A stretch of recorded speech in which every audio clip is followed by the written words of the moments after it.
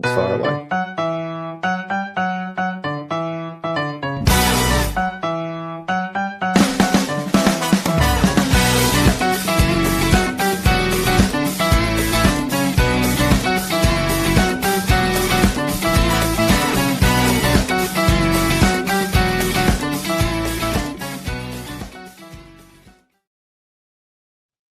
Well, good morning and welcome back to the Camera Life podcast. It is Thursday, the 25th of June. And of course, being a Thursday morning, we are joined by an amazing guest. Today, we're joined by Andrew Campbell, or Andy Campbell, as he's known in the astro scene. Andrew is a AIPP Grandmaster photographer. He's a director of a Melbourne Headshot Company, one of the proudest headshot companies in the country. But on the flip side of Andrew's story, he is a phenomenal astrophotographer. And we're not just talking star trails or the Milky Way over a well-lit country barn. We're talking deep space astrophotography. And on that note, Andy, I'm getting to it, is also the co-founder and competition director of the Australian Astrophotography Prize. Andy, welcome to the Camera Life podcast. It's such a pleasure to have you on. Thanks so much, guys. And good morning, everybody. Nice to see you. Yeah, good morning. Where are you joining us from, Andy? You're in what cosmos are you in right now? We're in sunny Melbourne, Victoria. It is sunny right now, isn't it? It is. Is it sunny your way, Justin? Yeah, it's beautiful. It's going to be a really nice day up here, I think. Yeah, I might go hunt some light later. And of course, yes, co-host here is Justin. We have to have him on board because he pays the bills. So that's your only redeeming quality, Jay. Andy, thank you again for joining us. I've spent a lot of time poring through your images on your website and your socials, marveling at some of the toys, as you like to call them, that you use for your astrophotography. Jay, do you want to bring up a couple of images just to kick things off? And maybe, Andy, we'll get you to talk about, I guess, the style of astrophotography that you shoot. How do you qualify, or how do you explain to people the sort of work that you do?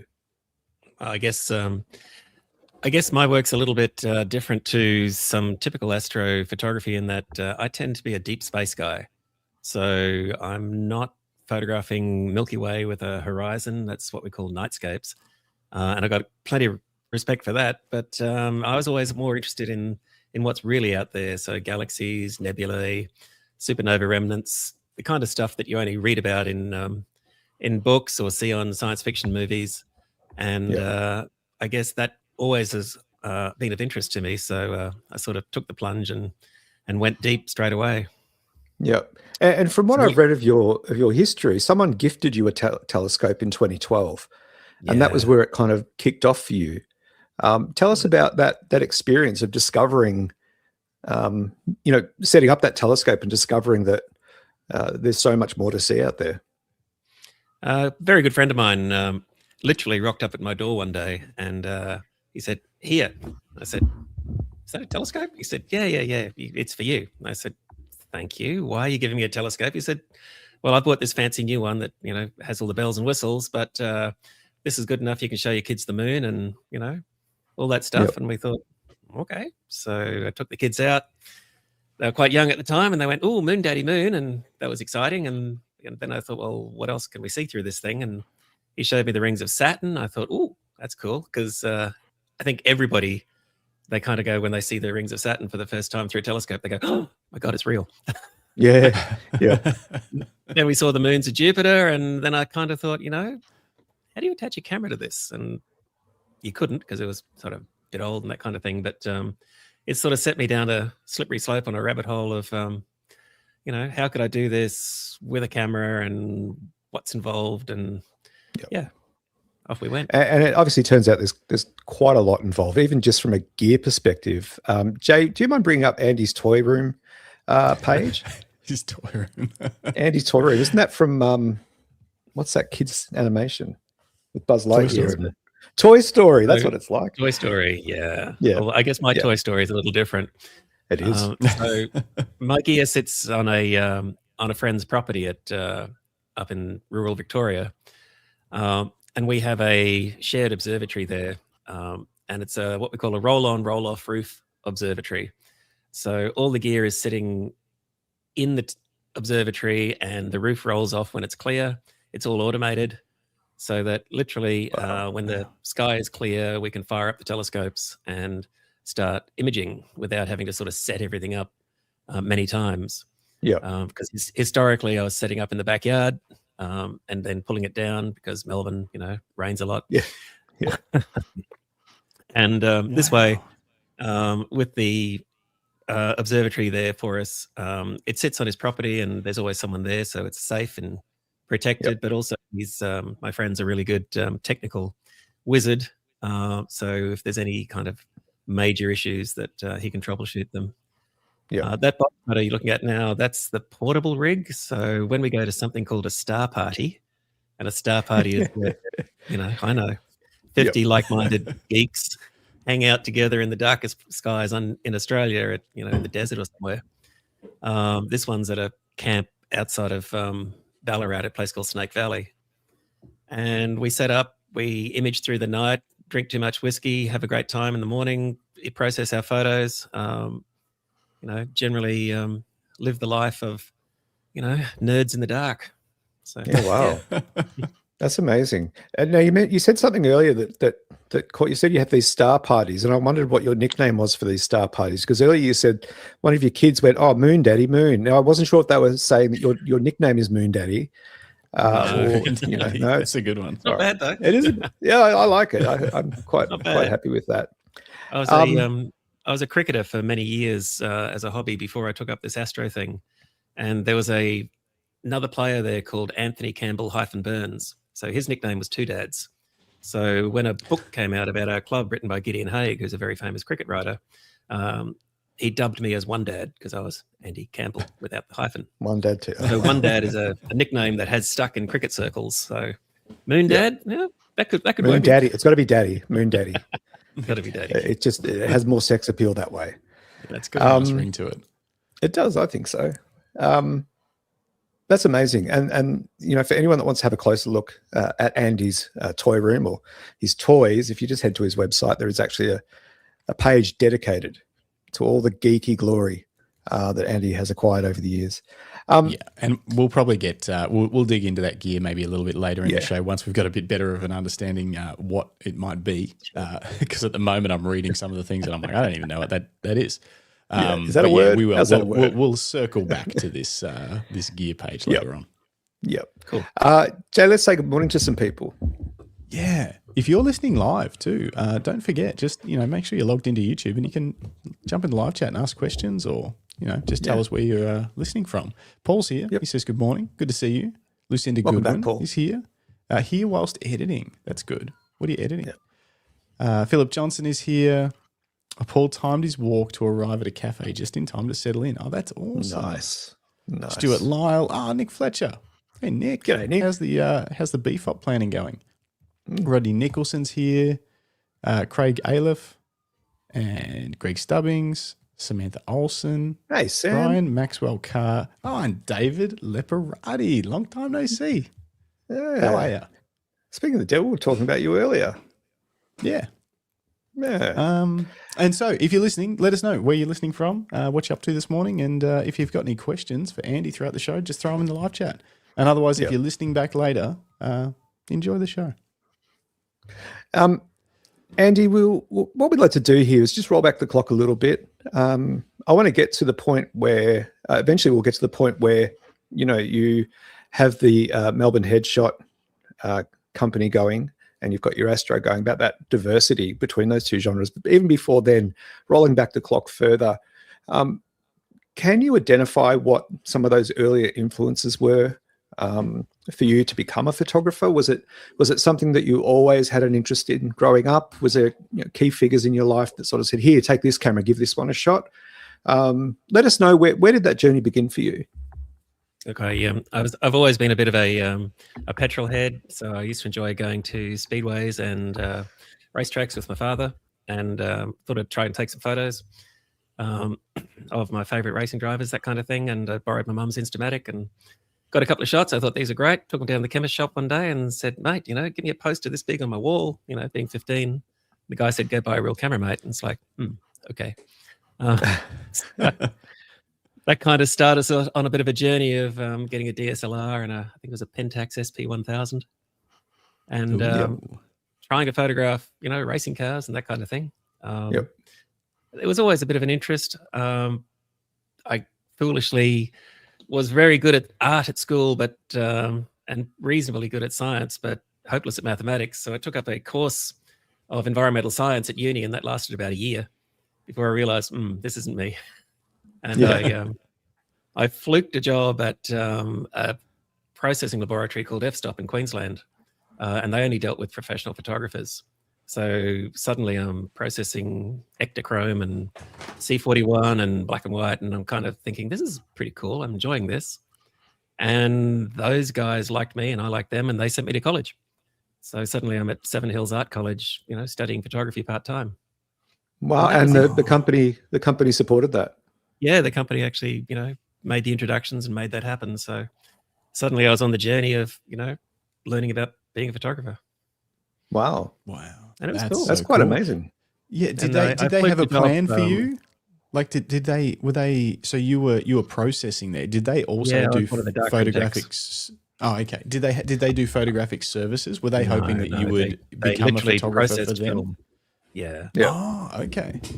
But I did score a job with one of their clients, a fellow called Ian Poole, as an assistant for a little while. And that gave me a little bit more insight as to kind of what photographers do, if you like. And then I scored an opportunity with a fellow called Derek George. And Derek is one of the advertising fashion industry's real characters. So imagine like huge handlebar mustache, Beatles haircut, smokes rollies, and listens to opera. So a little bit eccentric, absolutely lovely guy. And he gave me a chance to be a photographer, if you like. So he shot advertising and fashion. And the deal was, you can use my studio, fully equipped studio. You can use my Hasselblads and lights and anything you want, darkroom, anything you like. You give me 50% of your earnings, and I'll use you as my assistant and pay you to do that, pay you to run my darkroom, that kind of stuff. And off I went. And it was a really good deal. Yeah, amazing opportunity. That's amazing. How old do you think you were at this point? About 22. So wow, that's impressive. Yeah. That's really impressive, isn't it? My first professional photos in 1983. Okay. Yeah, I had hair then. Me too. Do you remember what your first professional photo shoot was? You have any idea? Funnily enough, it was headshots. Really? Because I was shooting for Derek had some amazing clients, but one of the sort of more fun clients he had was the Queensland Ballet Company. And so I was shooting headshots for dancers. That was fun. I thought, this is cool. I don't mind doing this and interacting with people and that kind of thing. But I guess we were also shooting a lot of advertising work, fashion work, Maya, that kind of thing. So catalogs, Pick and Pay hypermarket. Good opportunity to learn the craft of being a commercial advertising fashion photographer. Yeah. And I went out and got my own clients, went to advertising agencies, showed the folio, which is kind of what you did at the time. And I remember one particular client, I went to see a studio called Concept, and Derek said, "Oh, you'll never get a job out of those. Don't even bother." And I literally got on well with the guy, and he gave me a job that day. And that's sort of how it was. It's just all built on relationships. If an art director liked you, and you had some ability, there's a good chance that you'd end up working together. And I think that thing about working and relationships is something that's continued for everyone's life thereafter, because it's all about the relationships you build and maintain and keep with people, because ultimately people like working with people they like. It's very true. And what do you see as the core differences between, attaining, landing a job like that back then versus what new photographers are facing today? Do you see some core differences there? It's a little strange because I feel like I was very, very lucky and very blessed to get that opportunity. But I don't see the same motivation from people nowadays. I sort of feel like I'm at a stage in my life where I'd like to give back to the community and to give back to the world a little bit of all the knowledge that I have attained over 40 something years of doing this. But I don't get people knocking on my door saying, hey, let me work for you. I'll come and do this. I'll sweep your floors. I'll do anything you want. Just let me be there and hang out. Mostly they sort of, if they do approach you, it's very much like, hi, I've just graduated from college. Pay me $90 an hour and I'll come and work for you. And it's kind of like, interesting. Maybe I'm just old school. Well, I'll come and sweep your floors. I'll be down there next week. What day do you want me?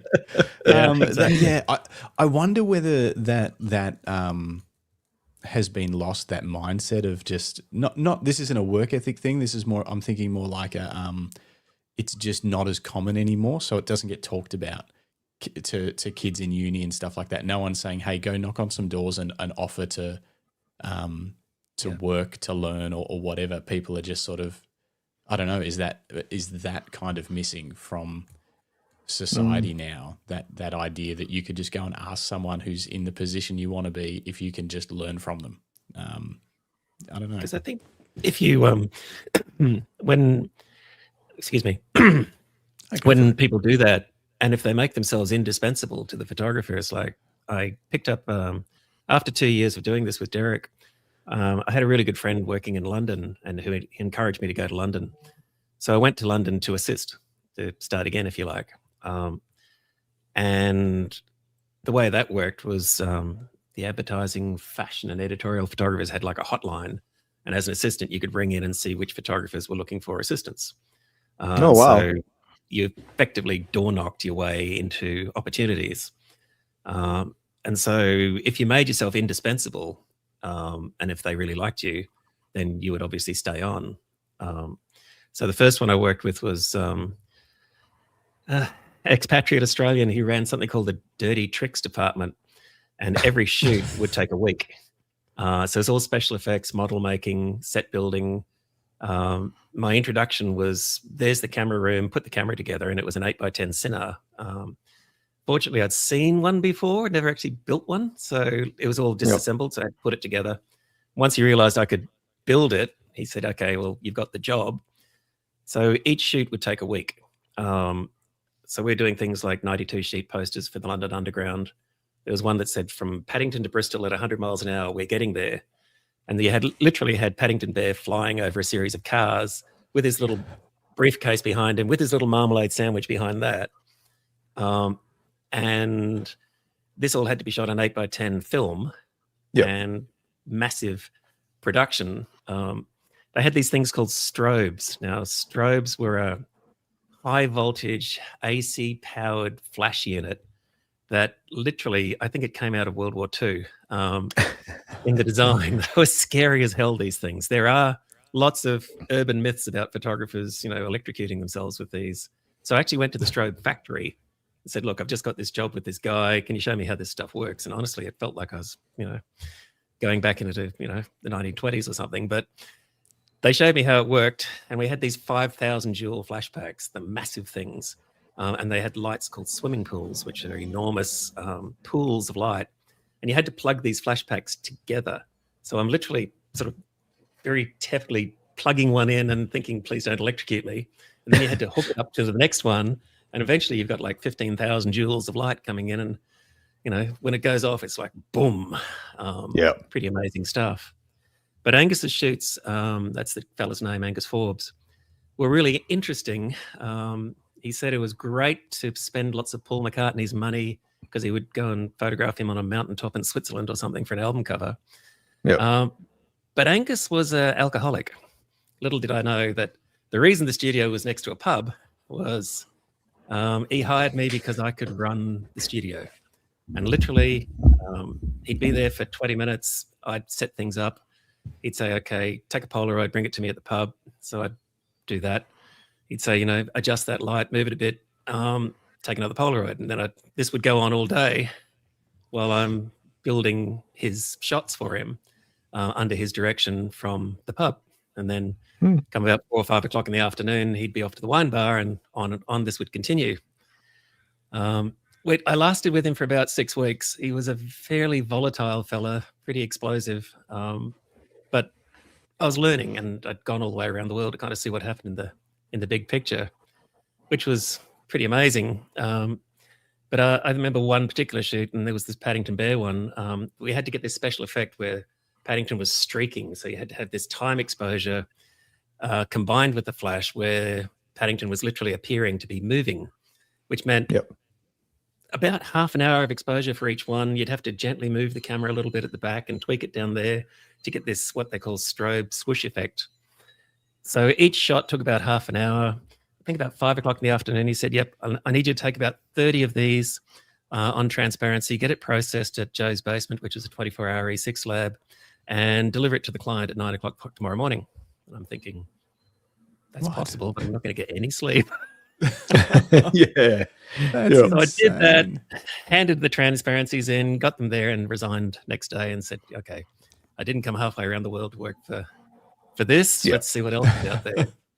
And that's when I got back on the hotline and I heard about this other fellow who was a fashion music guy. And his name is Mike Owen. And that absolutely changed my life because Mike was, first of all, he was nice. He wasn't an alcoholic. He lived in a studio, which was 5 floors up in a warehouse on the Thames in Clink Street. If you know the expression to be thrown in the clink, that's from Clink Street in London. Is it? So he shot, he was the guy. If you were a big pop star in the 80s, he would photograph your album covers or magazines or whatever. He made all his money out of Duran Duran and that kind of thing. So his client list was like, oh my gosh, there's people like Joan Collins in there and, Kylie and everyone else from the 80s. But I was the assistant. So I would set up lights, get lunch, get the mail, make cups of tea for famous people and learn. But he didn't use flash. He used tungsten light. So very sort of Hollywood inspired from the era of George Hurrell, that kind of thing.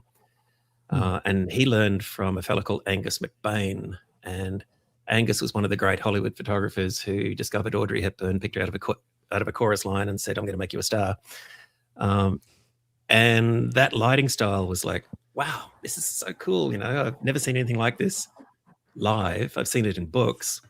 But then you realized everyone was using these like blazingly hot lights on faces, no diffusion, but the lenses they used had these little apertures that you could adjust, which made them softer or harder, depending on how you wanted it to be. And so you'd end up with these beautiful, soft images lit with these incredible hard lights. And there'd be like a dozen lights in any one shot to do a portrait. And it's all creative. Like he's throwing gels at stuff.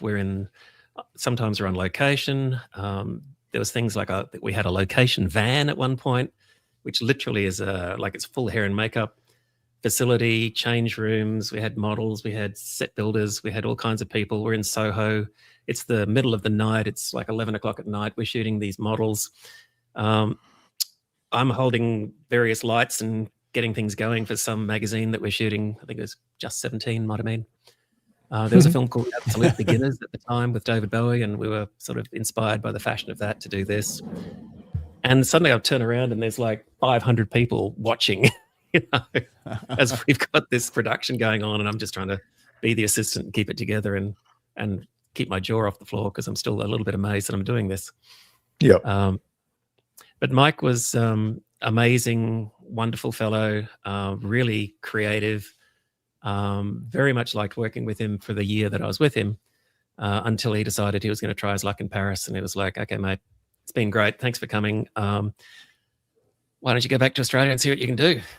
And wow. So full of inspiration and wow, this is amazing. Went back to Brisbane to be a, fashion photographer, I guess. Yeah. It is interesting hearing. No, please don't. No need to apologize for that. That's what we're here to do. We're here to talk a lot. We want to extract the best we can out of you. It's interesting hearing, going back to that question about the difference between people starting off when you started and how people start off now.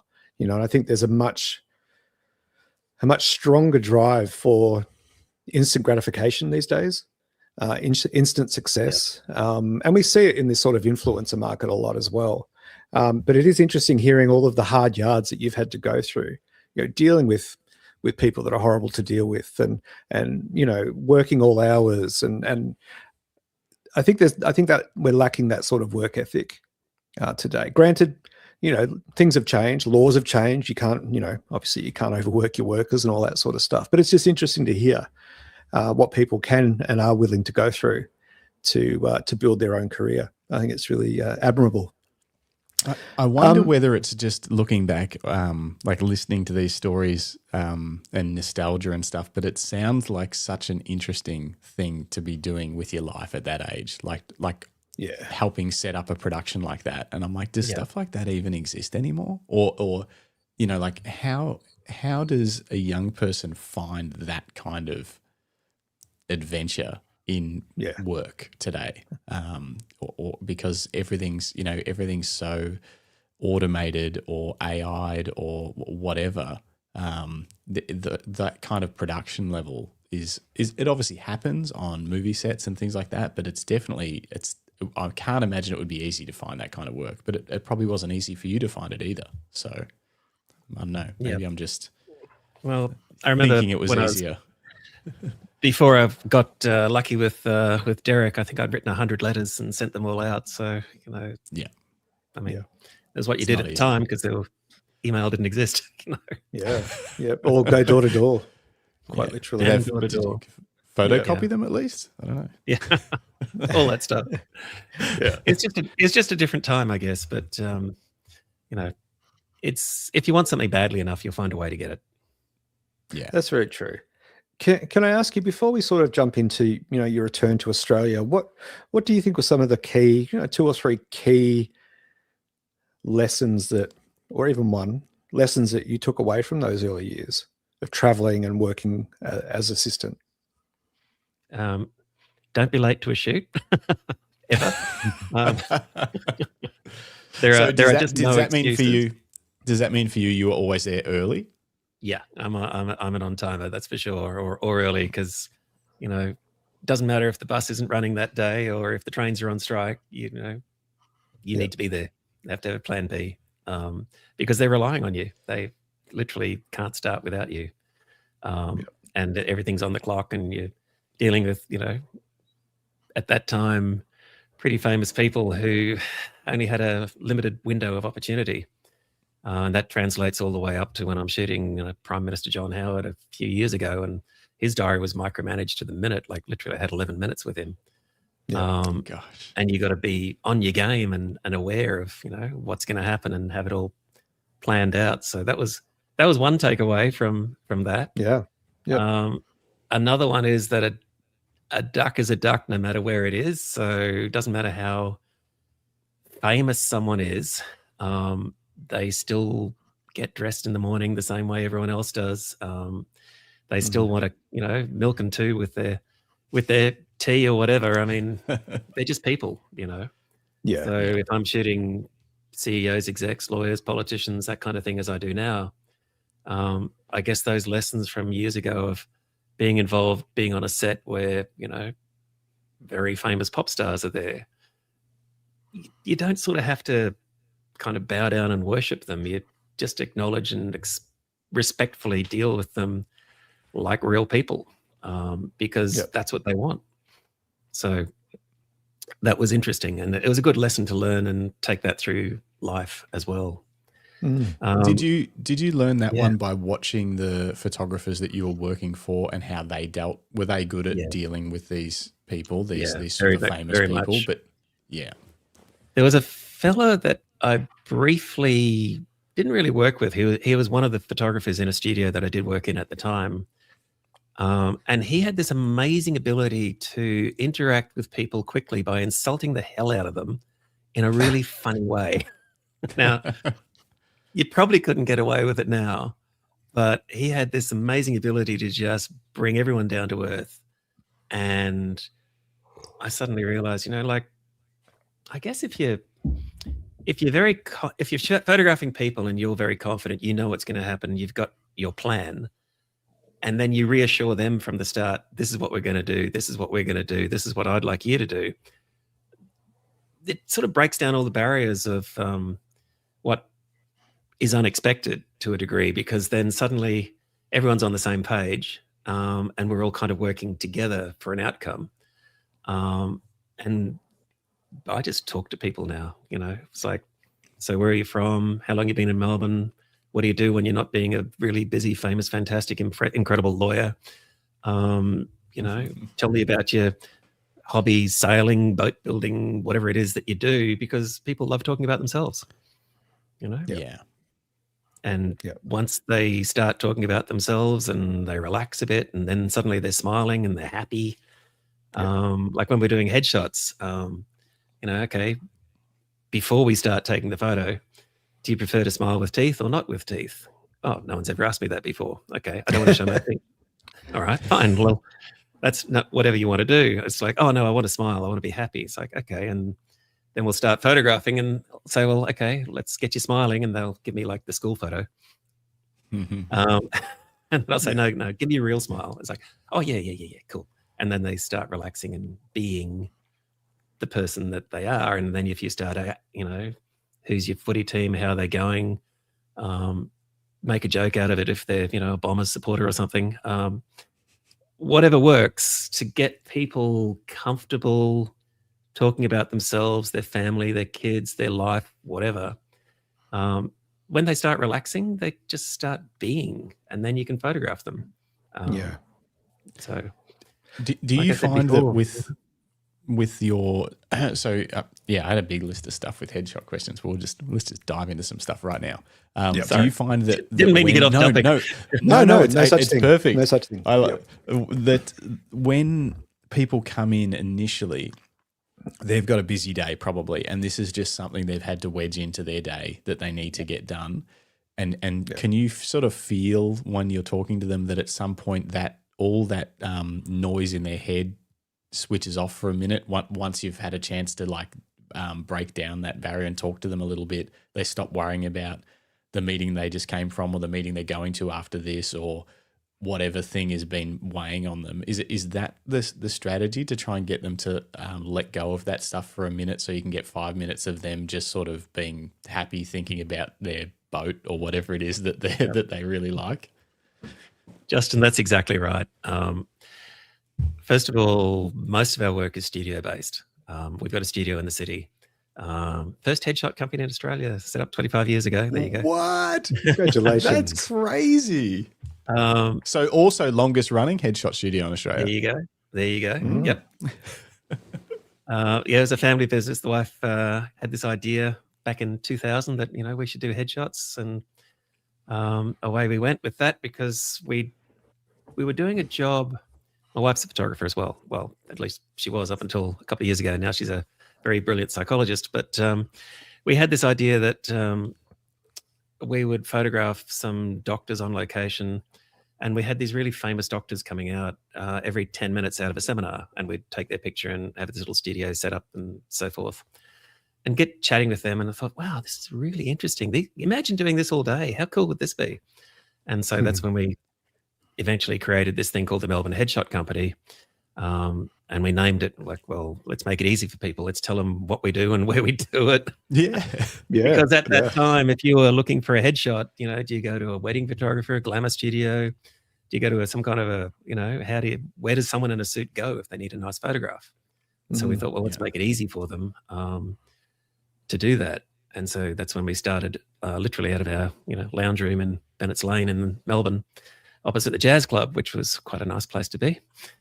Open the windows and jazz would come in, and it was nice. But getting back to the question, probably a lot of the people we photograph are sent by their company. They're a new hire, and the company needs a new photograph of them to announce them, put them on the website, that kind of stuff. And because many of them have not either had a good professional photography experience or even had any photography experience, 99% of them will walk in and go, I hate having my photo taken. It's like, Now, we shoot 2,000 people a year, probably shot the equivalent of the MCG individually over the years. So we hear that a lot. So my usual line is actually, you hate having your photo taken badly. Let me help you with this. This is what we're going to do. Yeah. That's a good line. And I say, have you had a hamburger at McDonald's? Yes. Have you had a 5-star restaurant meal? I said, yes. Okay. Let me introduce you to the hamburger at McDonald's of photography. This is the iPhone.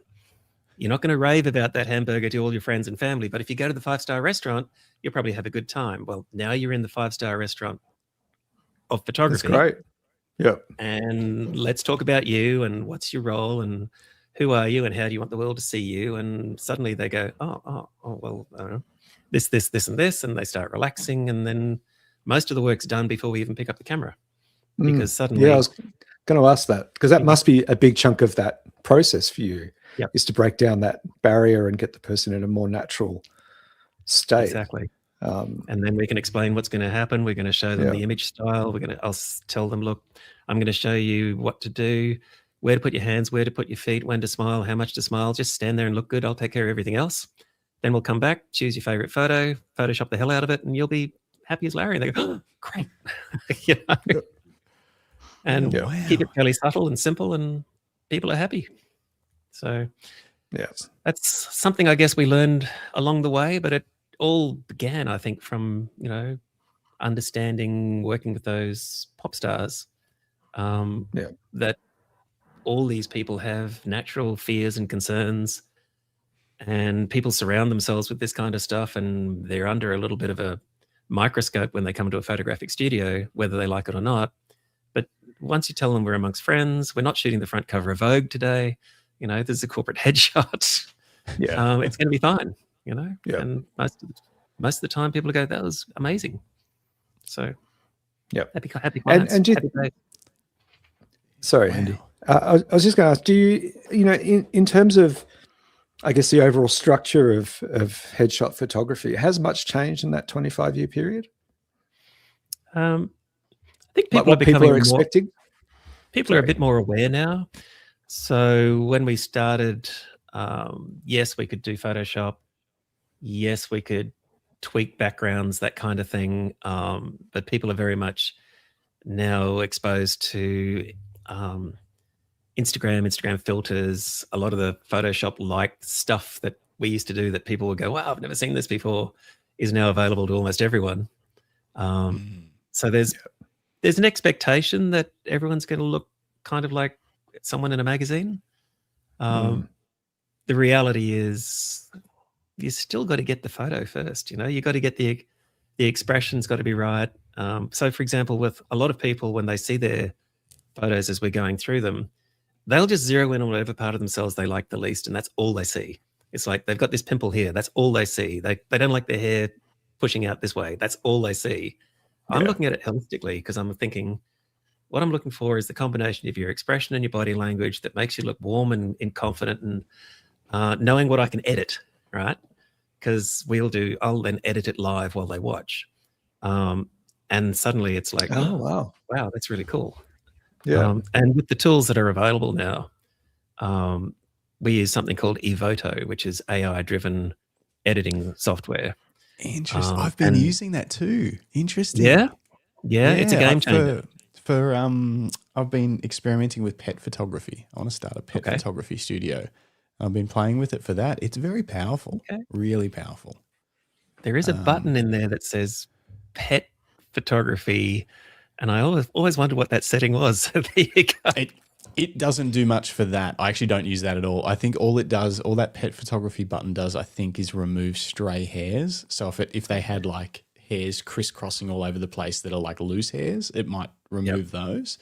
But I've mainly used it for cleaning backgrounds and expanding backgrounds and stuff like that. To sort of it's super interesting. So do you? Because I haven't gone the other way. It's got all these controls for like blemish reduction and all that, like anything you could imagine that you could do to a portrait. It seems to have a dedicated control for it, and you can dial it up and down so you don't get this over processed look, because you can just do it a little bit or whatever, depending on what you're doing.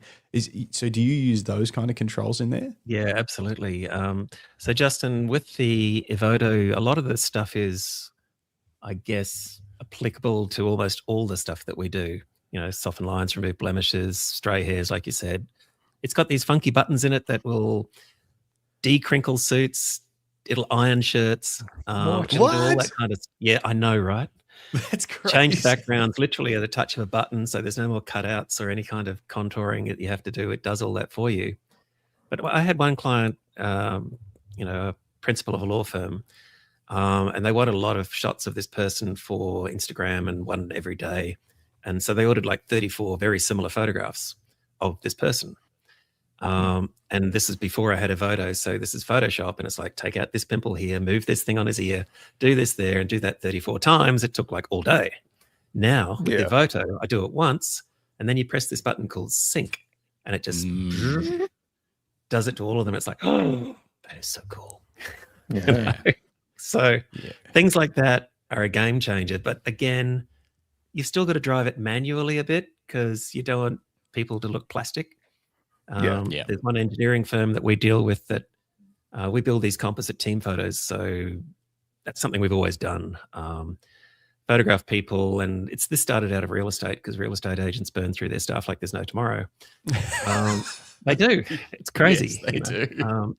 And so we build these composite images for a team photo because there's nothing worse than having a nice team photo, a group photo, and then suddenly Bob's not working there anymore and Sally's not in the photo. So by shooting everyone separately and then merging them together, we build these team photos.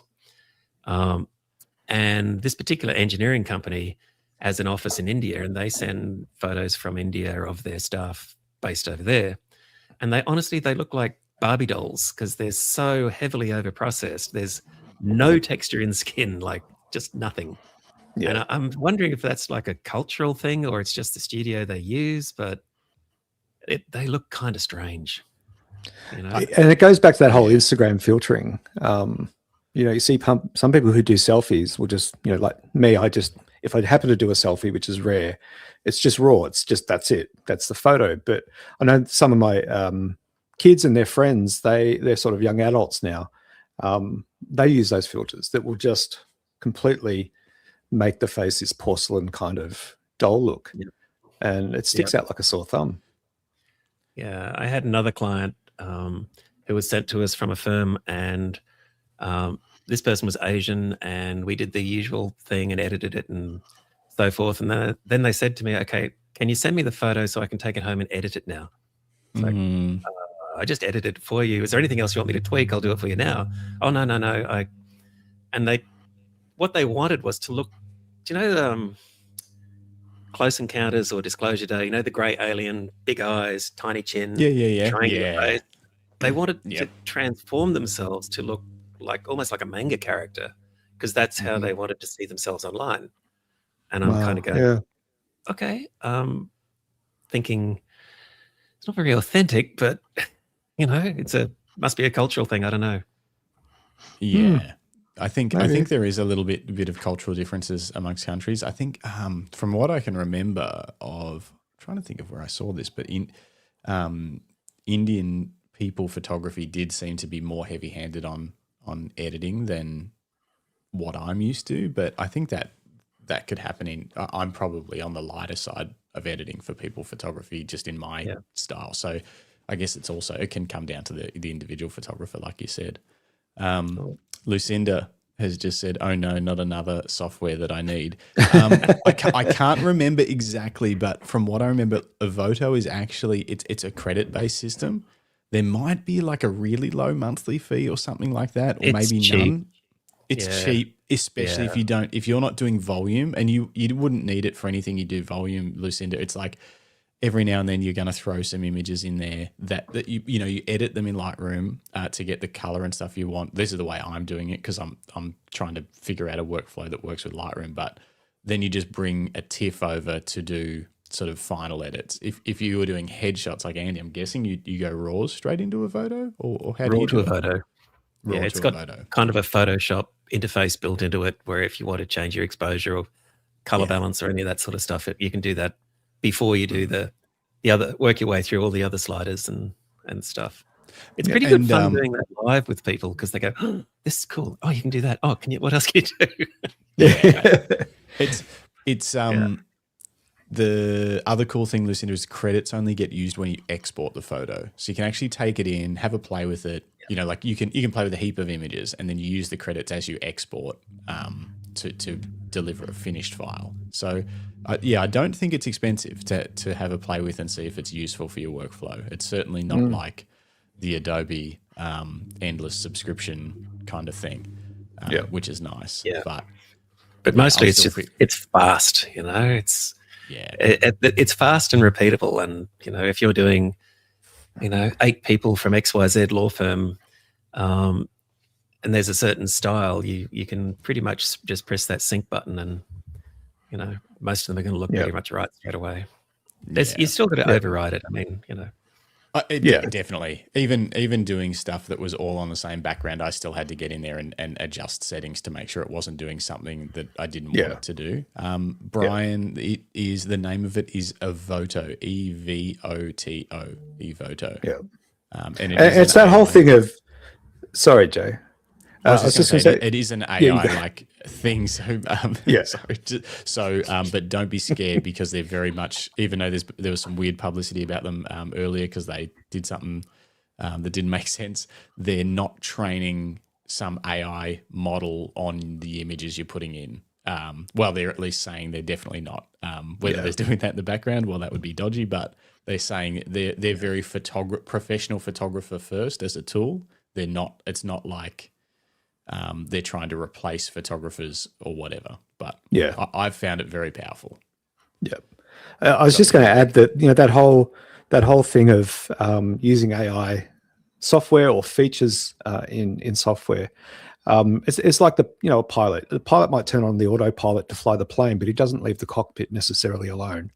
You've always got to keep your hand on the wheel and watch what's going through those editing processes. Greg, you're absolutely right. We want people to look like them on a good day. That's the line we use. Yep. Nice. Yeah. Now you've got a studio for Melbourne Headshot Company, and I wanted to ask you about that space. You're located in the city in Melbourne. How important or how valuable has that location proven to be for the clients that you end up photographing? Do you think that's made a huge impact on your availability and accessibility?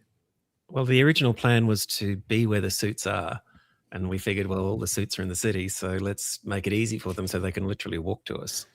And so a great many of them do. We're literally right in the middle of the center of the heart of the city of Melbourne. So we're not very far away from anyone to walk to us. But I mean, if they're at the other end of Collins Street, they can jump on a tram and they'll be with us in 5 minutes. But it's really very, very central. So we're on the 6th floor of a commercial building. We purchased this suite, and with my wife and I and a builder, we gutted it out. It used to be a jeweler. So we took out all the walls, the floor, the roof, the air conditioning ducts, everything, and we transformed it to become what it is now. And it's kind of nice that, we sort of figured we're always going to need a studio, so we might as well buy one and make it an investment. And that's been sort of good because I guess, I've been studio based my whole career and I got sick of paying rent to landlords. So it's nice to have a space, and I guess, eventually the exit plan is to, we can sell it and, go and hang out in the country and do astro. The retirement plan. Yeah, that's not a bad plan, not at all. Is this photo that I've got up, is that what the space still looks like now? Mostly, yeah. There's got a floating wall in there that I move around a little bit as well for backgrounds and so forth. But effectively, that's the studio space, yeah. Yeah. So that's very cool. Envious. And it's got the exposed facilities on the roof, and all the plumbing and that kind of stuff is up there, and all the. Here's a thing for you. If you want to get into a real job that makes money, fireproof. So how they have those little sprinkler systems in the roof? Yeah. So when we moved in, it was, as I said, we took out all the walls from what was a jeweler's facility, lots of little rooms. So up there on the roof was like an octopus. There were pipes everywhere. And we thought, well, that looks kind of messy. Let's sort this out. And we wanted to get a fire prevention company to delete a bunch of the sprinklers and straighten the pipes and basically make it look a little more professional. And so we eventually got one that would come and do it. They sent 3 guys down for the day, one to depressurize the buildings system because it's a 20-story building. And if there was a fire, then obviously someone's got to be mindful of it. One to do the actual plumbing work, and then I'm not sure exactly what the other one did, but $6,000. Thanks for coming, and have a nice day. Wow. I tell you, fire prevention, man, that's the business to get into. You know. Yeah. Gosh. And also Either that or plumber in a aged care facility. I think they'll do well. And we were told if we bumped one of those sprinklers, we would have 3 fire engines down to us within 2 minutes at $10,000 a pop. Yeah. Wow. So we didn't, but about 6 months after we moved in, someone was renovating one of the offices on the first floor, and they did. And sure enough, 3 fire engines rocked up. The whole building has to be evacuated. Blah, blah, blah. No. And, someone would have got a big bill. Yeah. So Damn. a little bit of the reality of being in a big city, I guess. I was going to say the downsides of having a studio space. In CBD. Oh, especially. and we're on the 6th floor, so moving in was pretty challenging because, not everything will fit in the lift. Camera stands will, lights will, but the actual sheets of plaster, which were, 3 meters by 2.5, they had to be carried up 6 flights of stairs. So we weren't going to do that. So we hired some guys from Airtasker, and, here's the job, off you go. And I think we nearly killed them. No. They're probably like, this won't be too bad. Yeah. Famous last Rough word. day. Amazing. Before we move on to maybe some of your astro work, regarding the Headshot Company and your work as a principal photographer for that, if you could go back and tell yourself, your younger self, something that would help you today, what would it be, photographically speaking, or dealing with clients? Probably just have a bit of faith in your ability that it's all going to work, but have it pre-planned so that you know exactly what it is you're going to do, and let your client know exactly what they're going to do. So that, I think I might have alluded to this earlier. If you have all your technical stuff sorted out in advance, then it's just you, the camera, and the client. Yeah. If you're worried about, that light's a bit hot, or that's focusing on their face, or some other little, not sure what shutter speed I should be using, anything like that can break the momentum of the connection that you've built with that client, is going to affect the flow of what you're actually doing. It'll probably affect the outcome because people smell fear. And if they think for a moment that, this person doesn't really know what they're doing, I should get out of here, because they're already a bit vulnerable. So if that sense of uncertainty it creeps in at all, then it gets a bit hard to get that back if you're starting on the back foot. So kind of, if you're going to shoot 3 people on a white background with clean lighting, test it, get it ready in advance so that right, that's it, not touching that. So then it's just the people that are going to change, and then you just direct them as you want to. And directing people is something you have to do with a lot of confidence. So you have to know, like, okay, just bring your left foot across, slip your right hand in your pocket. No, your other right hand. It happens all the time. Bring your chin forward a little bit. So you don't want this in the photo. So bring your head forward. Should feel like a turtle. Now, does that feel strange? Said, yeah, it feels really weird. Said, good. If it doesn't feel weird, you're not doing it right. So just bring your head forward. Hit me with a real smile. That kind of stuff. Yeah. And suddenly they you run through 20 of those quickly. Fold your arms, bring your hands here. No, like this, not like that. You tell them what to do, and they go, oh, that was easy. Yeah. And it is, because they don't have to think about anything, because remember, they're used to someone pointing this at them, and they've been at a party, they've got a bit of hot dog between their teeth, they've had a couple of drinks, someone's doing this in the background, and it's not going to build their self-esteem. You know what I mean? It's it's going to hold them back a little bit from having that confidence to look good. So my personal philosophy is there's beauty in everyone. You just have to help them show it, how to be, I guess, themselves. And by showing them and telling them what to do in front of the camera, they don't have to think. They don't have to, pose, if you like, themselves, because most of the time they will have no idea what to do. But you, as the photographer, directing them, it means you're going to get a good outcome. And that just comes with practice. As I said, I shot fashion for many, many years back in Brisbane, so I was very used to directing models. So it wasn't a huge departure to directing people in suits. In fact, it was kind of weird when we first started shooting people in suits because, suddenly here's, Mr. or Mrs. 6 or 7 figure salary walking into the studio, and I'm kind of going, you're earning that and you're wearing this. Okay. I think I can help you here. Yeah. And do you provide alternative options for clothing? And I think I saw a shot with jewelry on a table. Is that something that you have on hand, or we tell them what to bring? Yeah. Okay. We've got a couple of emergency pieces, but it's mainly we'll guide, direct, prompt, and show them what to do on the day. But also we'll send them out preparation sheets in advance.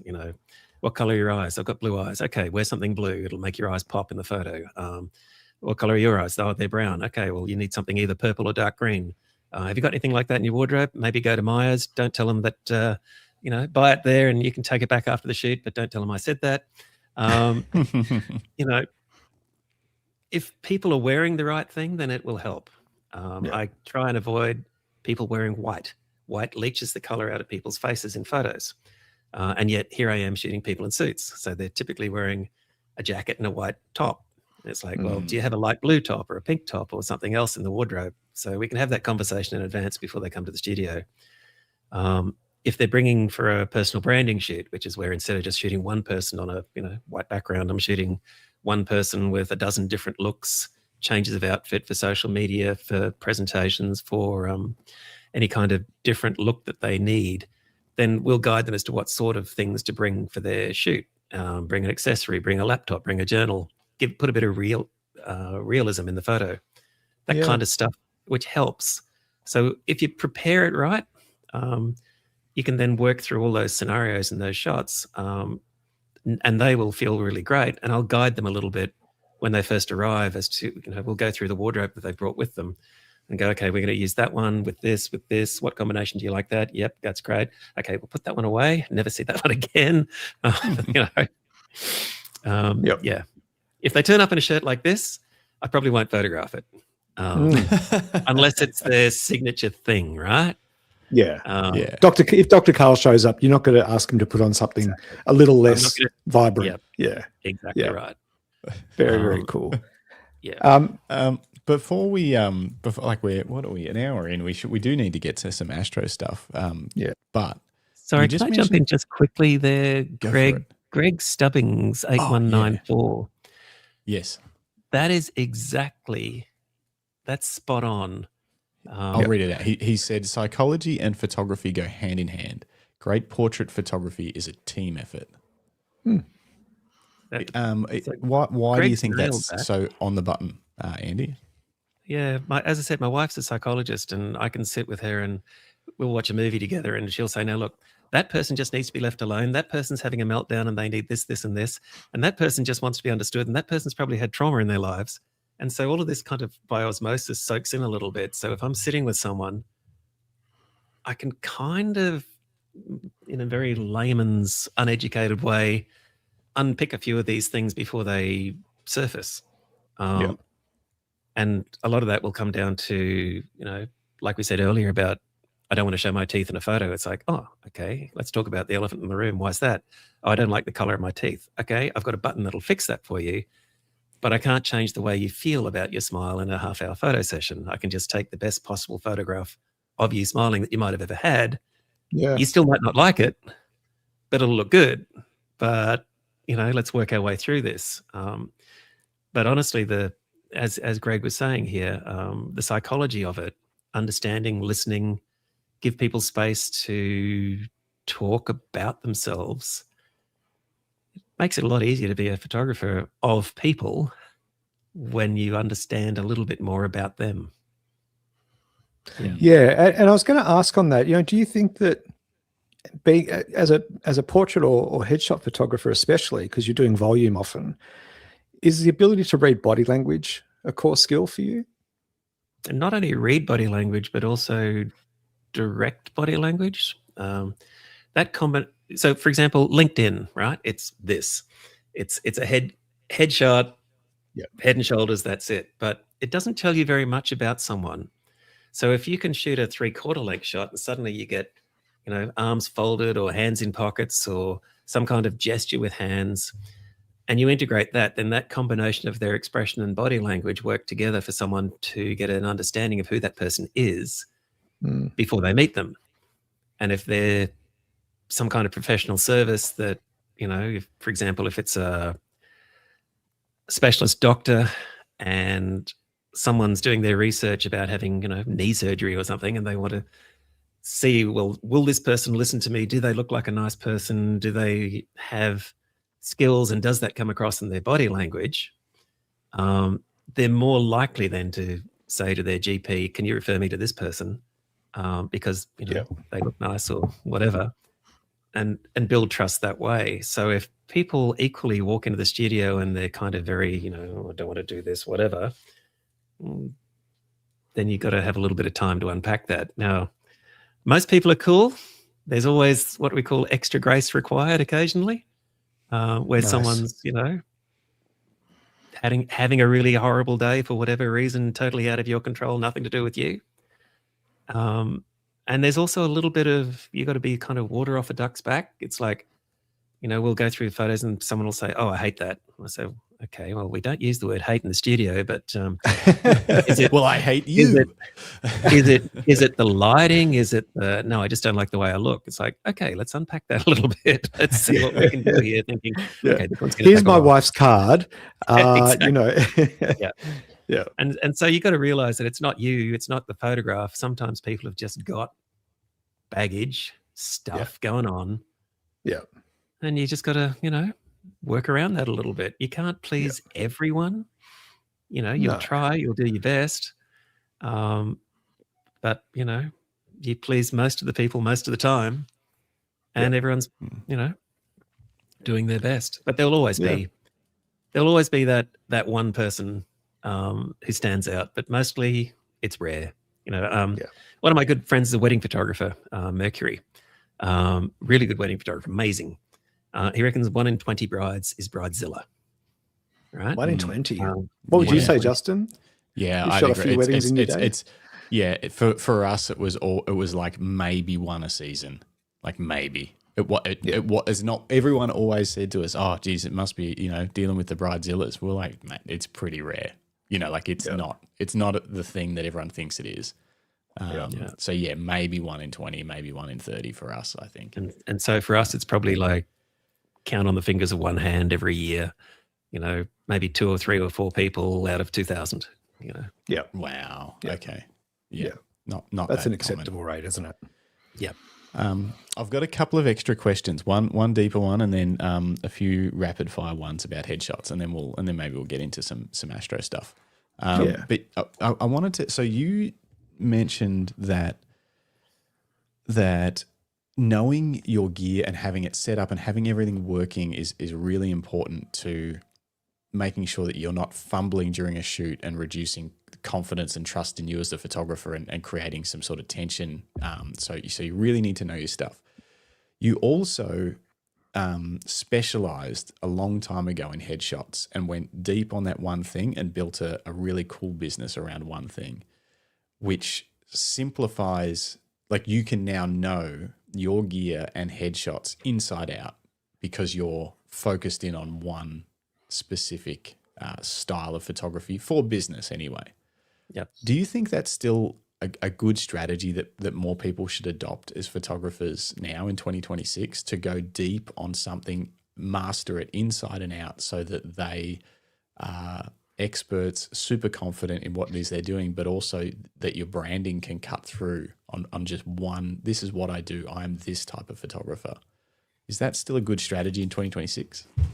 Look, I think so. I think having a niche is really important. We were the first, Marketing 101, create a new category and be the first in it. That was my Oh, wife's yeah. philosophy on the whole headshot thing. And we've invested a lot of time in, learning business and becoming business people whose product is photography, that kind of stuff.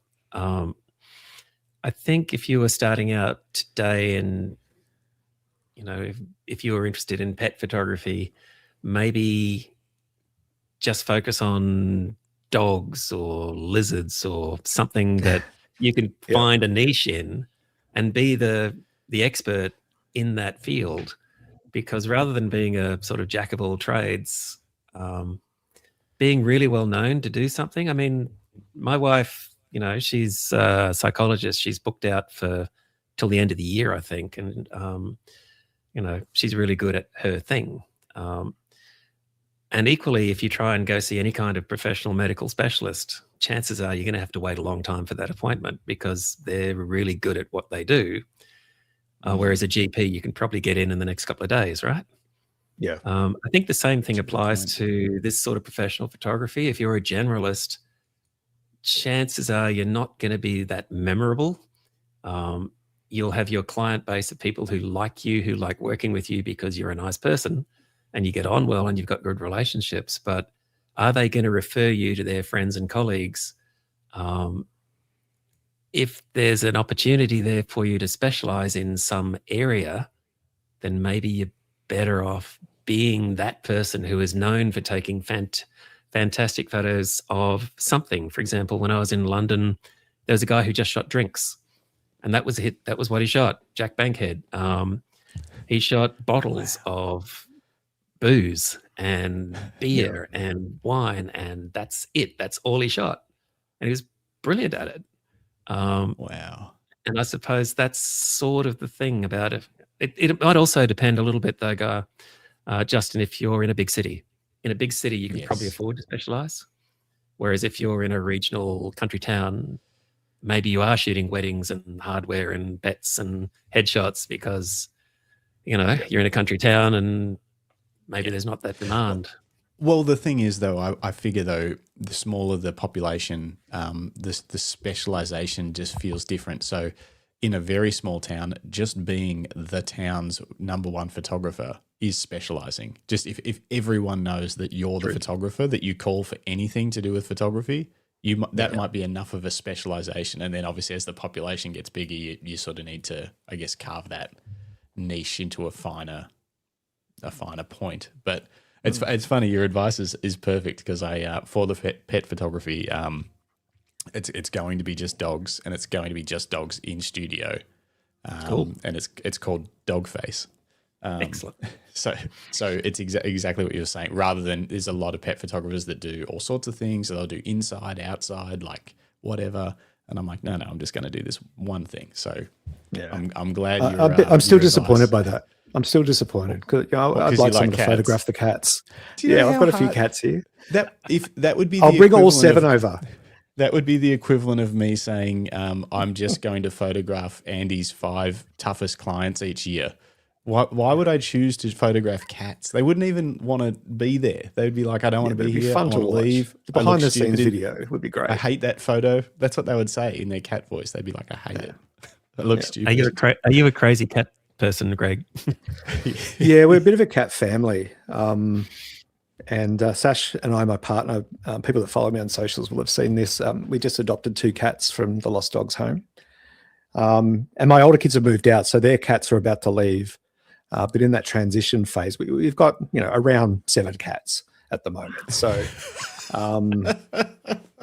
the food bills, we spend more on them than we do on us at the moment. Wow. So, but a big chunk of them are being shipped off very soon. So, but I would love to have watched Justin try to photograph all my cats. I would have just filmed a behind the scenes thing and would have been happy with that. It would be funny. So, if I did it, we'd have to set it up at your house, I think. Anyway, you can't bring 7 cats on the train up to Bendigo. Two more quick questions about headshots before we switch gears. How long is your sort of average? Like you mentioned, you had 11 minutes for Prime Minister John Howard. That's crazy. That would have been a lot of pressure.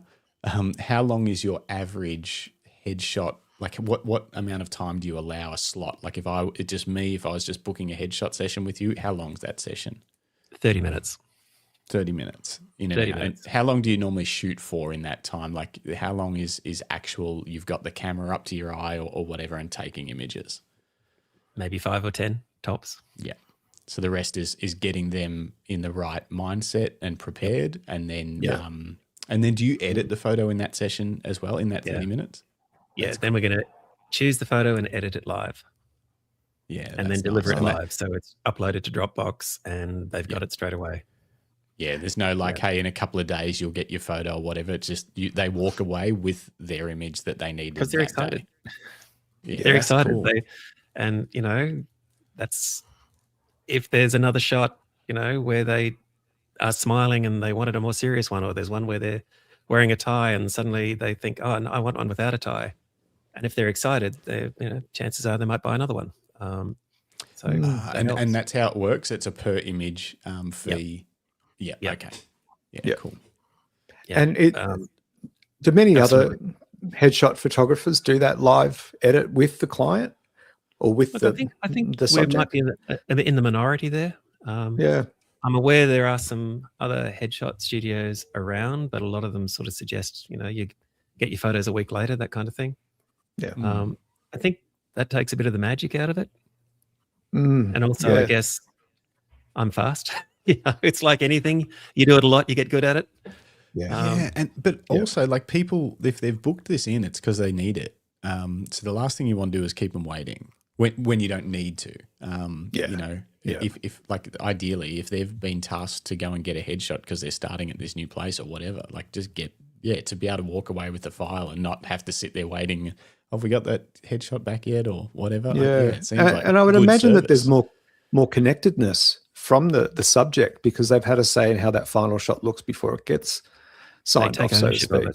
Yeah, absolutely. And also, it avoids that back and forth of email a photo to them. Oh, can you take out that pimple? Oh, okay.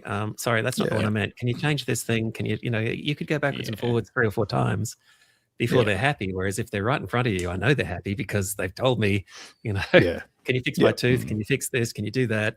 It's like, no worries. Yeah, wow. That's a great approach. Love it.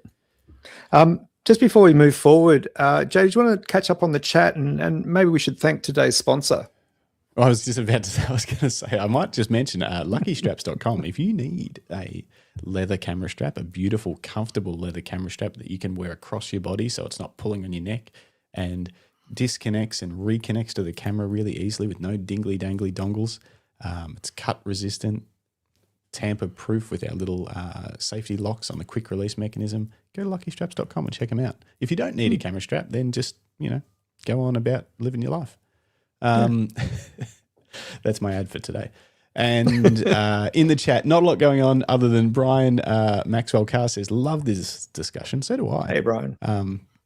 Lucinda's excited about trying Evoto to clean up backgrounds. Yeah, you'll love it for your studio stuff, Lucinda. You'll have it. You'll love it. Phil Thompson says, thanks for explaining Evoto. I was wondering if it might be useful for theatre stage shots. Probably not, Phil. Phil shoots like theatre and stage rehearsals and performances and stuff like that. And I don't know, especially with the higher ISO that you're shooting at in some of those situations and stuff, I don't know if you would need the retouching as much and at the distances, but you could play with it. But is there a trial version? I think so. Like a free? There's a free trial. And you can maybe give it a shot, Phil.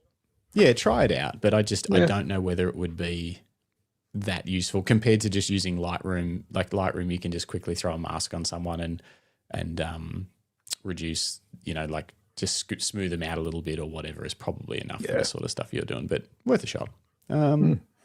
Cool. I think that's about it. All right. Robert Varner says, good morning, Australia. Well, good morning, United States, Robert. In New Jersey. Yep. So, so good afternoon, wherever you are. Yeah, anyway. Almost good evening over there, I would think by now. Yeah, could be good evening. Late afternoon maybe, the day before, however that works. I've been just talking to Americans a lot, so Oh yeah, you used to it. Yep. Yeah. Just before we move ahead into the next section of our interview, I just remind folks that we are the Camera Life podcast, and we are proudly brought to you by Lucky Straps. We do a live podcast twice a week, every Thursday morning, where we get to interview an amazing photographer as a guest and unpack their story and their journey and look at their craft. And we go live at 9 a.m. Australian Eastern Standard Time. And then every Monday evening, we have our random photography show where we talk about industry news, we do live unboxings, but more importantly, we look at your images. That's right, you can send an image to justin@luckystraps.com.au and we will bring up your image on our Monday evening show and we'll talk to it and we'll celebrate your success. So that's every Monday evening at 7:30 p.m. Australian Eastern Standard Time. But the easiest way to remember when to watch the Camera Live podcast is to subscribe. It costs you nothing. Give us a like, give us a subscribe, but also tickle the bell icon and set it to always. And that way you'll get a notification in your time zone as to when we're going live next. But let's continue with our interview.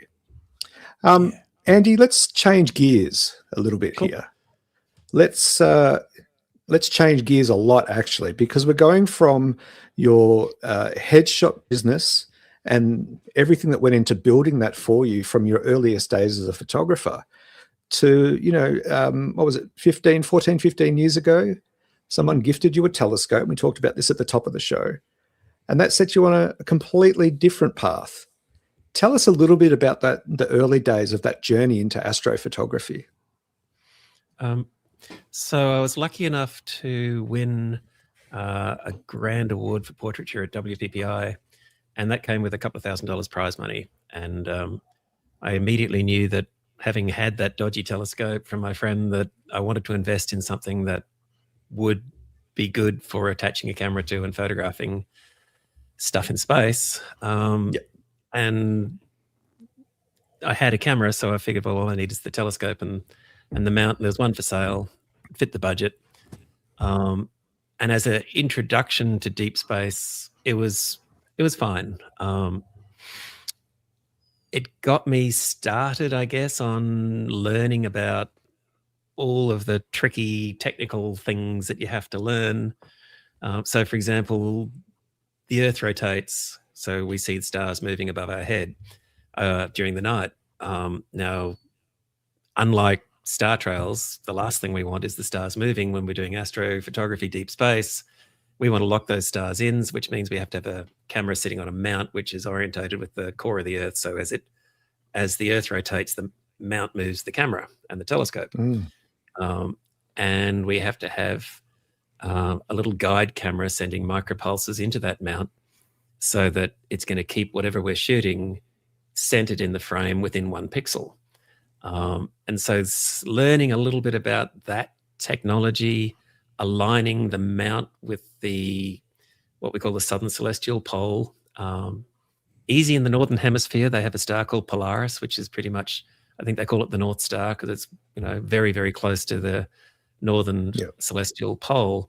We have something called octans, which is mag 14. Now on a mag scale, 1 is really, really bright, and 14 is you can't even see it unless you've got binoculars. Aligning the telescope with the southern celestial pole is a bit of a black art as a beginner. And they've made it a lot easier now with some different ways of doing that. But once you've got the thing aligned, polar aligned as they call it, then you can start, taking some exposures. So learning a little bit of that. I tore what's left of my hair out, trying to work this out, with YouTube and books and so forth. And then I joined the Astronomical Society of Victoria, who coincidentally had their meetings like literally 2 blocks from my house. Oh, wow. So I couldn't believe it. I thought, well, this is cool. So I sat down next to a guy who had a Mac. I thought, well, I use a Mac, so, maybe I can learn something. And literally picking his brains that day and that night, I managed to take my first deep space photo that was, halfway to becoming acceptable. And I thought, well, this is cool. So advice to everyone out there is before you go and buy anything, if you want to go into deep space photography, join your local astronomical society because you'll meet a whole bunch of really friendly, like-minded people who will share their knowledge with you about stuff before you go investing in what might be the wrong thing. Yep. And then go to the meetings, go to star parties. Star parties are cool, man, because that's great, Moon Daddy. You get to look through about 10 or 20 different telescopes and all kinds of cool stuff, and you can talk to people who are photographing things, and pepper them with questions about how does this work, what does this do, what works there, that kind of thing. So. Do most, just to pause you for a second, do most in an astronomical society, how many people would be taking photos versus how many just like looking through telescopes? Is it common for people to be taking images? I think I've often wondered about the numbers. I'd probably suggest there might be maybe 50,000 people in the world doing this. Right. Wow. At some kind of level of expertise, right up from the beginner in the backyard who's suddenly gone from shooting nightscapes to thinking I want to get a tracker and have a go at some of this, to people who have sent their telescopes to Chile and put them on a mountaintop so they can photograph under the deepest, darkest skies in the world. Go ahead. Okay, I've got so many questions, and we're just going to go in random directions all over the place because there's just a few things that pop straight into my head immediately. How accessible or inaccessible is the equipment to get at a beginner level to get to deep space type images? Like, what sort of how much is it going to cost someone basically to get an entry level setup that works? Bring up the toys page again. I could walk you through it. Let's get into the toys. Okay. So with the portable unit there, if you just scroll down to the bottom of the page there, so that little telescope there, that's about a 300 millimeter telescope. It's a couple of $1,000s. The mount, that whole big white thing sitting on the tripod, $1,500, $2,000, and you can buy some of this stuff secondhand. Remember that these people are going to treat their gear like their seventh cat. They're going to look after it. They're going to treat it and look after it well, and they're really only going to get rid of it when they're trading up to something bigger, better, or if they maybe lost interest and the wife said, that thing's sitting in the garage, get rid of it, honey. So there's a good market for secondhand astronomical gear, and you can pick up stuff, usually about 2/3 of the price of new, and it'll still, be great. That particular camera, I bought that one new. That was quite expensive at the time. That was about $7,000. And that's a dedicated astronomical camera. So what you have to realize when we're doing deep sky is that the shutter is going to be open for a long time. We don't sort of leave it open all night. We take what we call a series of sub-exposures. So each one might be somewhere between 1 to 10 to 15 to 20 minutes long. And then we'll stack those exposures together using software that the more sub-exposures you take, the clearer, the sharper, the less noise, the better your photo will be. And there's a series of filters in these cameras that allow you to shoot the light that's emitted by a nebula, and it'll cancel out street lights, moonlight, any other sort of stuff there. So the filters are a little bit expensive. The camera is expensive because it has what they call a Peltier cooling unit in it. So it brings the sensor to -30 or -40 degrees C, because the longer you have current running through a CCD or a CMOS chip, the more noise it will generate. And so by cooling the camera down, it will almost reduce or eliminate that noise. So that's part of the reason these things are quite expensive and dedicated and hand-built. That said, companies like ZWO, Chinese cameras, nothing wrong with them. They're really quite excellent.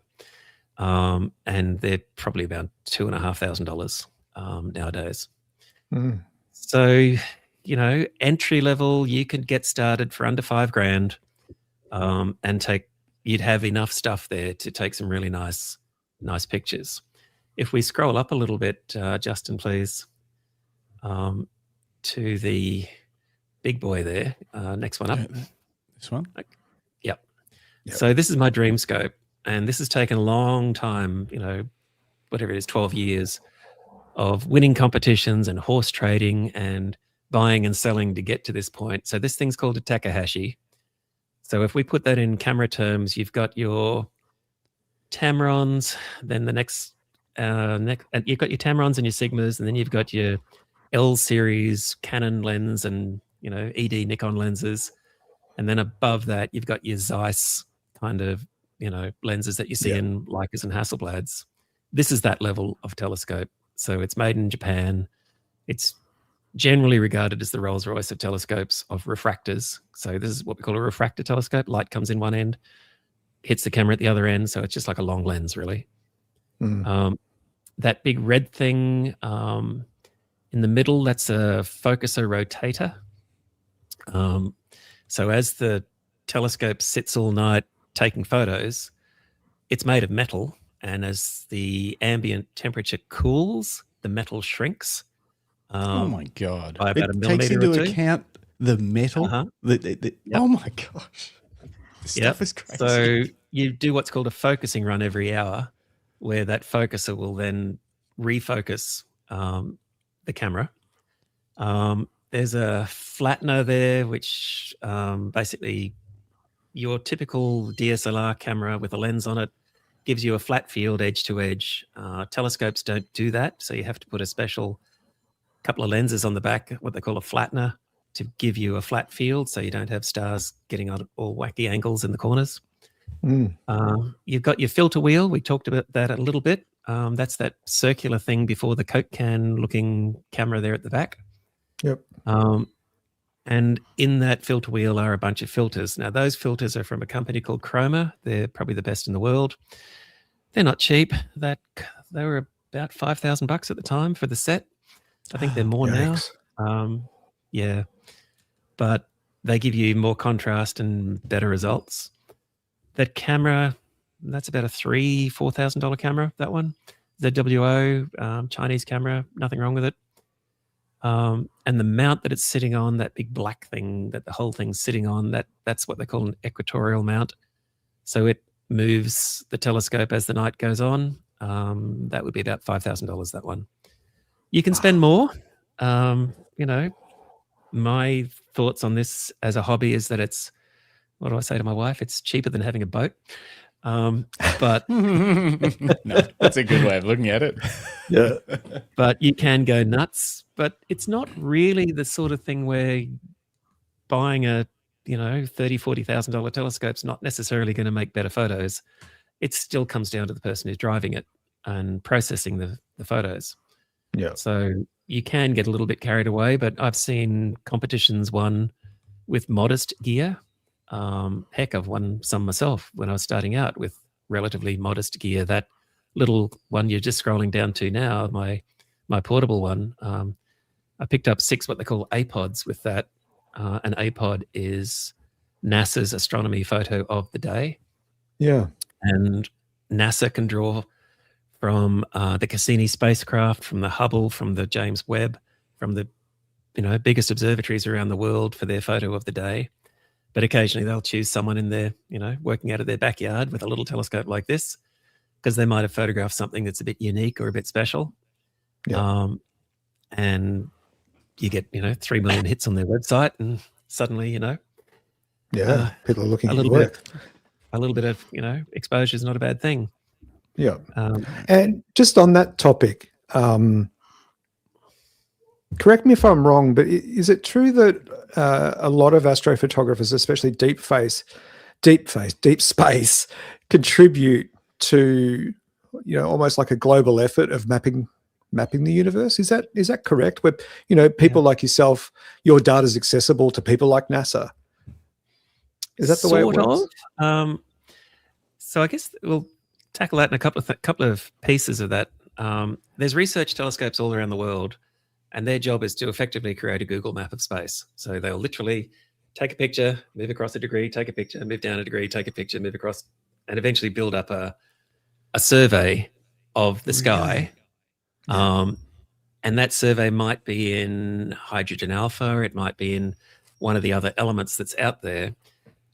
So that when I go to photograph something, I kind of say I want to shoot this nebula. I put in the coordinates because I know where it is, because there's a Google map that tells me. And then it will literally send my telescope there, and then that rotator on the back will spin it around to whatever angle I want to shoot it from, so I can determine my framing. What a lot of astrophotographers are doing now is they're banding together, because maybe I can shoot a nice object in 5 clear nights.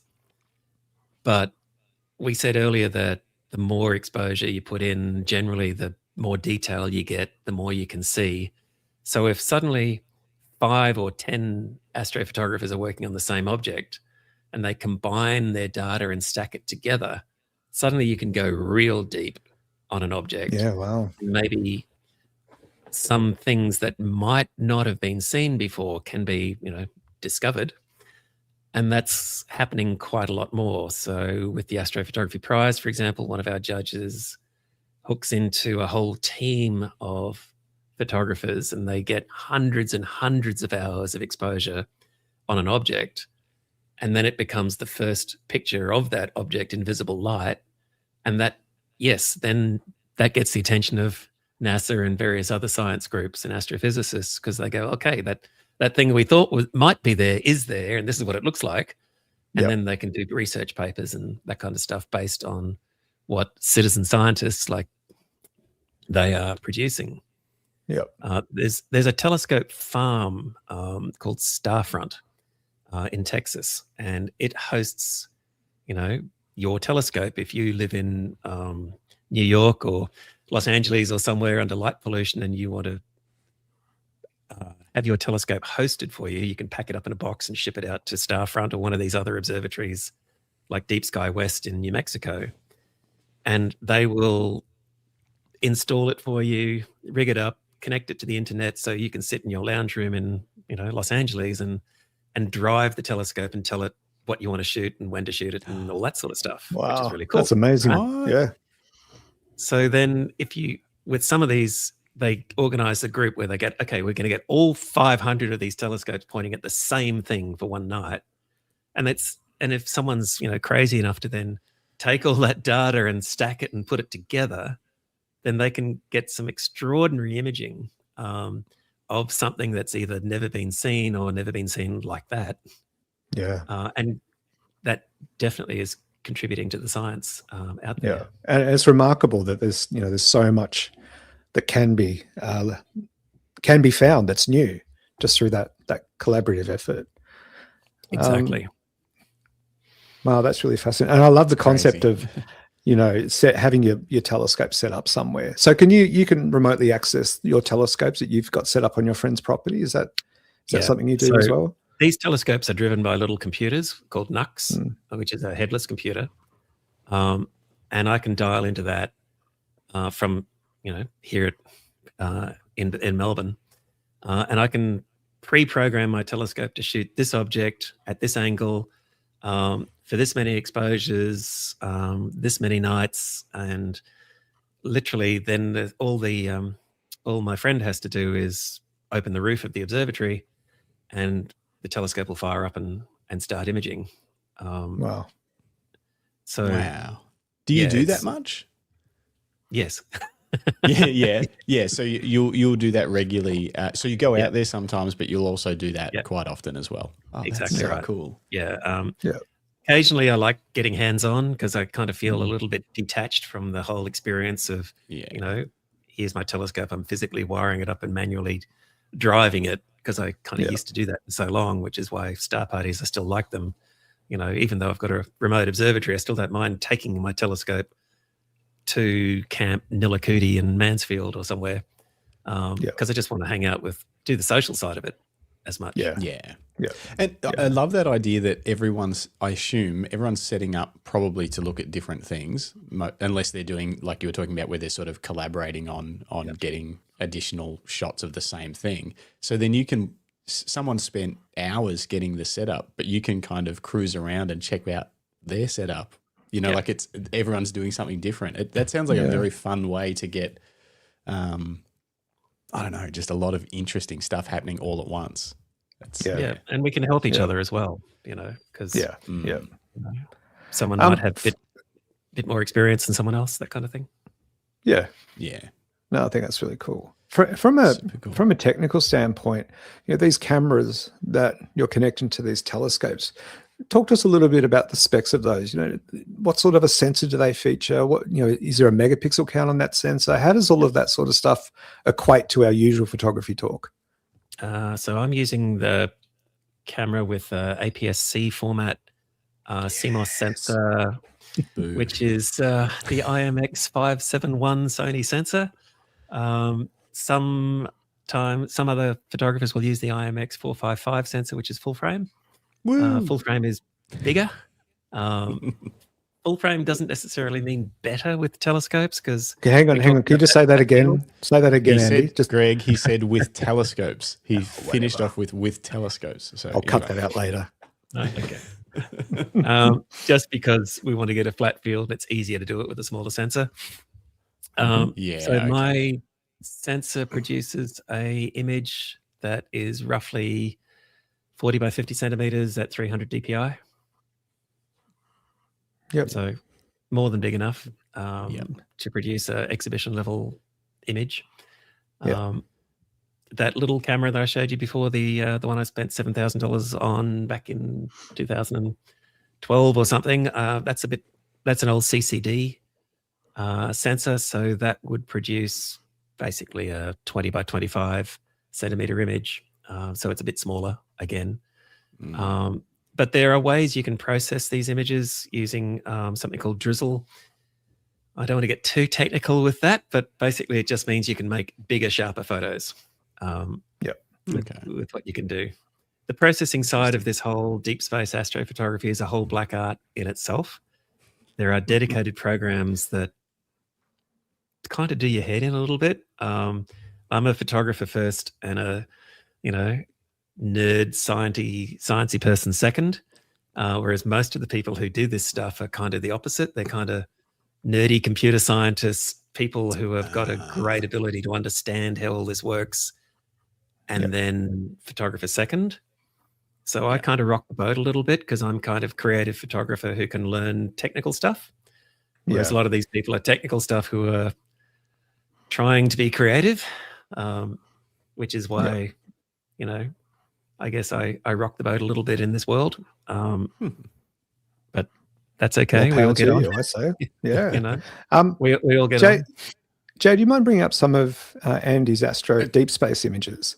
I was exactly thinking that. But first, I just want to read two comments out. I was reading your mind, I think. I was going to start with some NASA APOD ones, and then we can go from wherever Andy recommends on his website or Instagram. But first, I just want to read a couple of comments. Dennis Smith is in the chat. Says, "Morning, legends. Hey, Den. Lying staring at the stars is amazing. Photons hitting our eyes from the most insane deep time. It's a wonder of the universe." Indeed. It's pretty crazy. Yep. Pretty crazy. And then a question from Roland. Are these new cheap smart telescopes worth it? What does that even mean? But yes. So Roland's talking about the new revolution of something that has come out.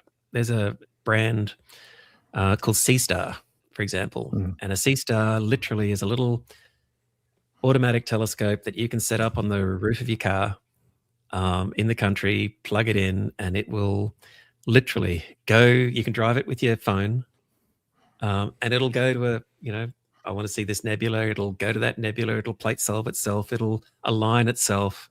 It'll start taking pictures for you.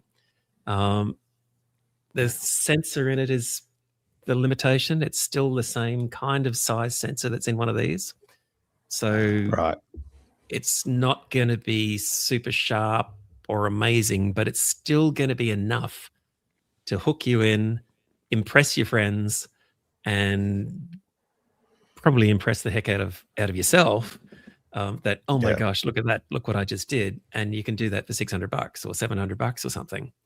Oh, really? And, it's not a bad way to get started, Yeah. I think that's what Greg Carrick uses, Justin. I think he's got a C-star recently. And there are other manufacturers who make Does he- these things. Yep. Yeah. But they're good. I think School of Flight's comment there, lying at the stars, is amazing. Photons hitting our eyes from deep time.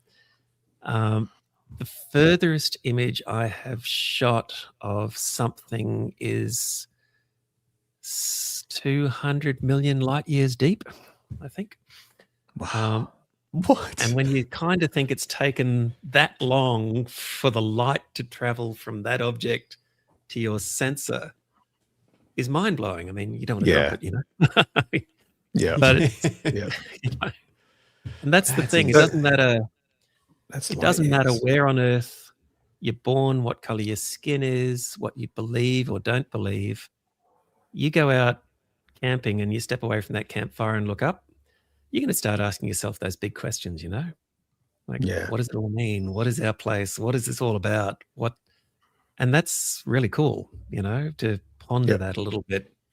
And the thing about the astrophotography is we can then bring some of those objects to the attention of an audience, and they can go, wow, look at that. And there's still a wow factor about it, Yeah. It's still something that's uncommon to see. It's not, we've all seen beautiful landscapes from every part of the world. They still blow me away when I look at them, but I think, the average person has seen a million beautiful landscape images, but stuff like this, it's still very out of the ordinary. And like, what do they call it? The final frontier. Something like that. Let's whip this thing up. Look at this C-star. So it's completely different looking to a traditional telescope. It's like a little. It's almost like a projector, like a home projector. Yeah, it's like something you would see from a company like DJI or whatever, where they'd be like, "Hey, we'll just do it like this," and it's way different, cheap. It's not as high end, but okay. So that's what it is. A new era of astrophotography. Pro performance, debatable, I'm guessing. Infinite cosmos. It's really interesting.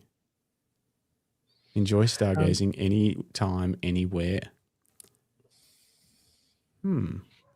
Andy, just for clarity, you said that it was the deepest object that you've ever captured was 200 million light years away.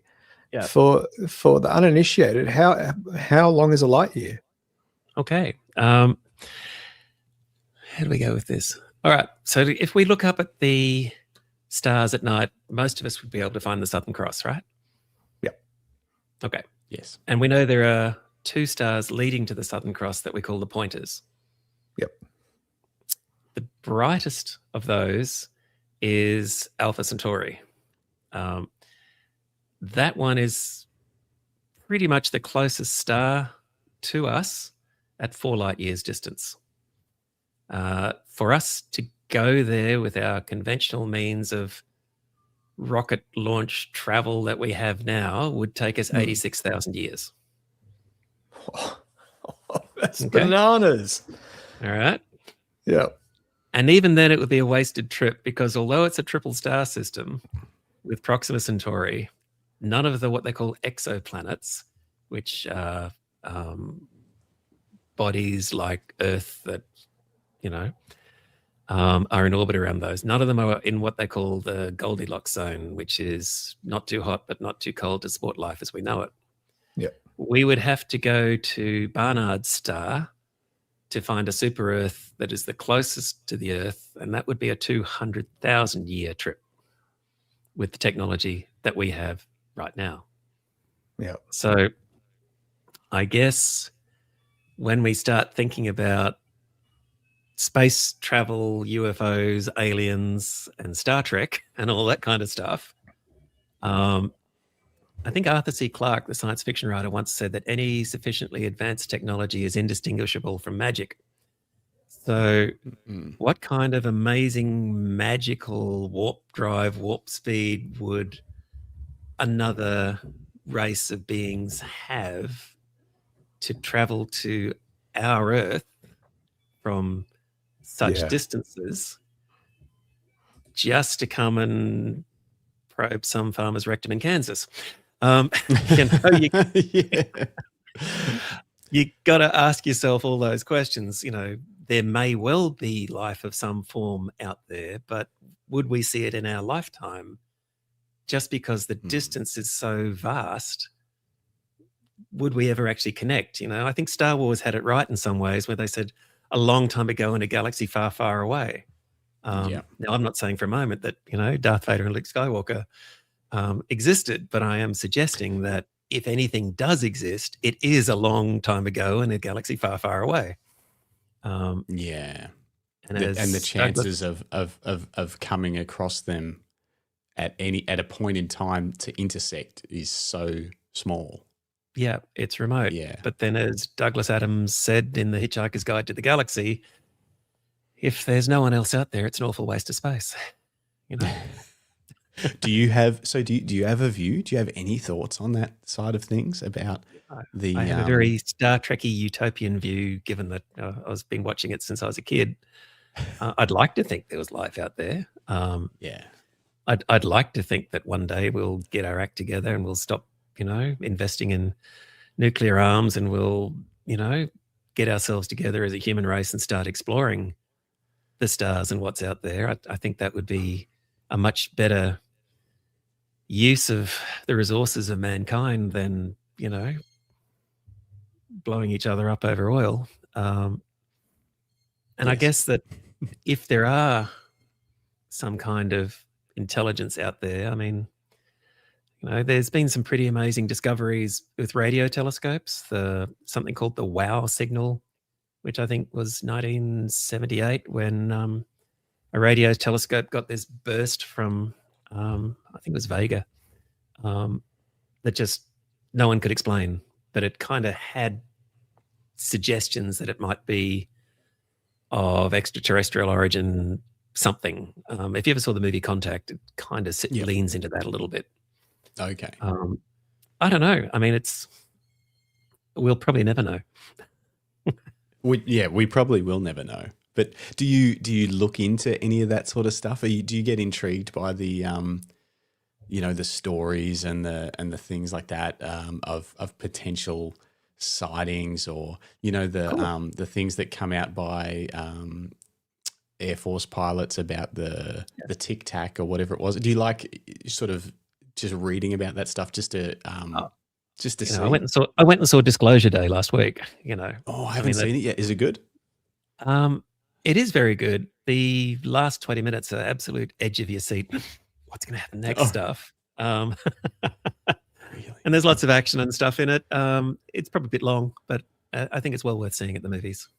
Okay. But I think, you know, I guess it's a question that one probably really needs to enjoy over a glass of wine at that campfire. But I think there's got to be something out there. There's got to be, surely, you know? There's got to be. Yeah.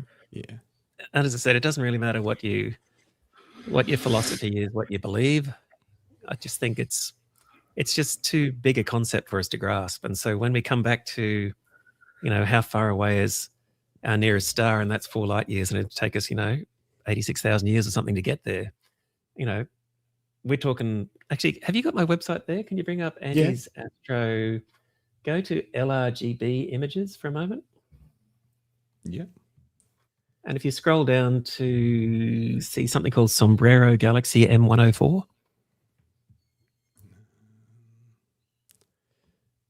Where is it? Let's see. So here. Just LRGB images, be the 4th one from the top on the left-hand side. Oh, I'm on the wrong thing. Hang on, sorry. There we go. Okay. So if you just scroll down there, that page from it. Okay. That galaxy is arguably twice the size of our Milky Way. And really? Yeah. And that's 28 million light years away. And it looks a bit like a UFO being chased by stormtroopers, you know. I was going to say, I don't want to sound dumb, but you're talking about this bit here. Hang on, you can't see that. There we go. This bit here in the image. And, Correct. And you're saying that this bit is That's what a compared galaxy. to our. It's a galaxy. Twice the size of the Milky It's the Way. size of the Milky Way, and we're seeing it edge on. So we're not seeing that classic spiral pattern. Because how is that even possible? I don't understand. It's so tiny. It just looks like a weird star.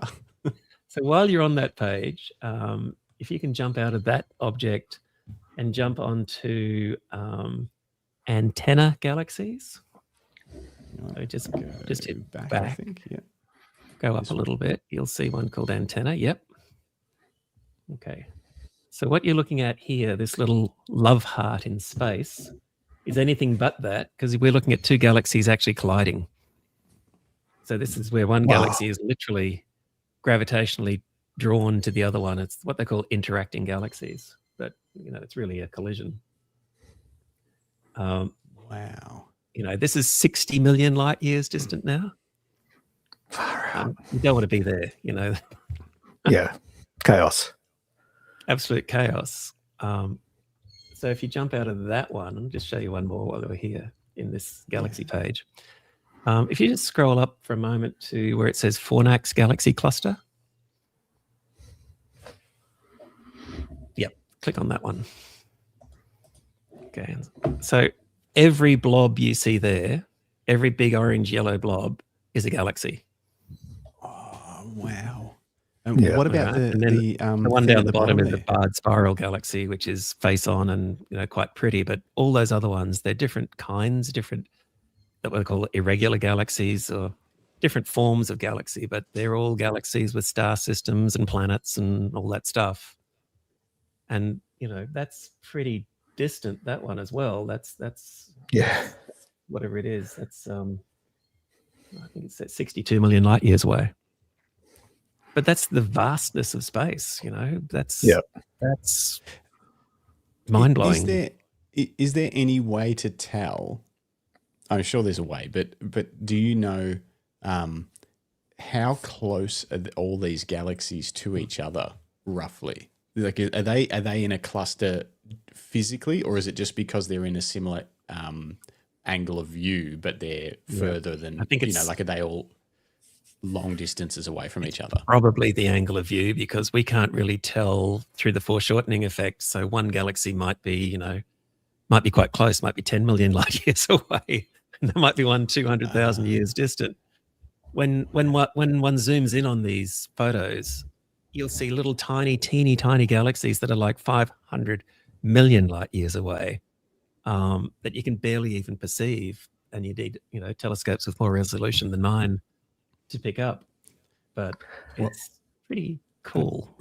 Roland back here has said the universe does this mean 94 billion years to the edge? Is that a commonly held kind of, I guess, what would you call that, educated guesstimate by science? 94 billion years to the edge? It's someone's guess. I'm not really sure. No one's got a tape measure out and measured it. How do they measure the distance from us to another celestial body? How is that achieved? Some of it's done through something called spectroscopy, where they use filters to measure the elements that are emitted by a star, so they get a sense of what that star is composed of and how long that light then takes to travel, and they can build a bit of an idea about that. But honestly, you'd have to talk to someone who's a bit more science versed than I am, because ultimately I'm a photographer who learns a bit about this stuff, but I'm no astrophysicist, so I wouldn't be the first person to be able to give you a definitive answer on how big the universe is. I think they're still trying to work that out, aren't they? I imagine so. So.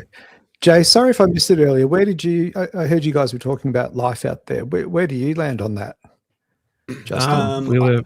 Where do I land go ahead, on Justin. it? So I love hearing about it.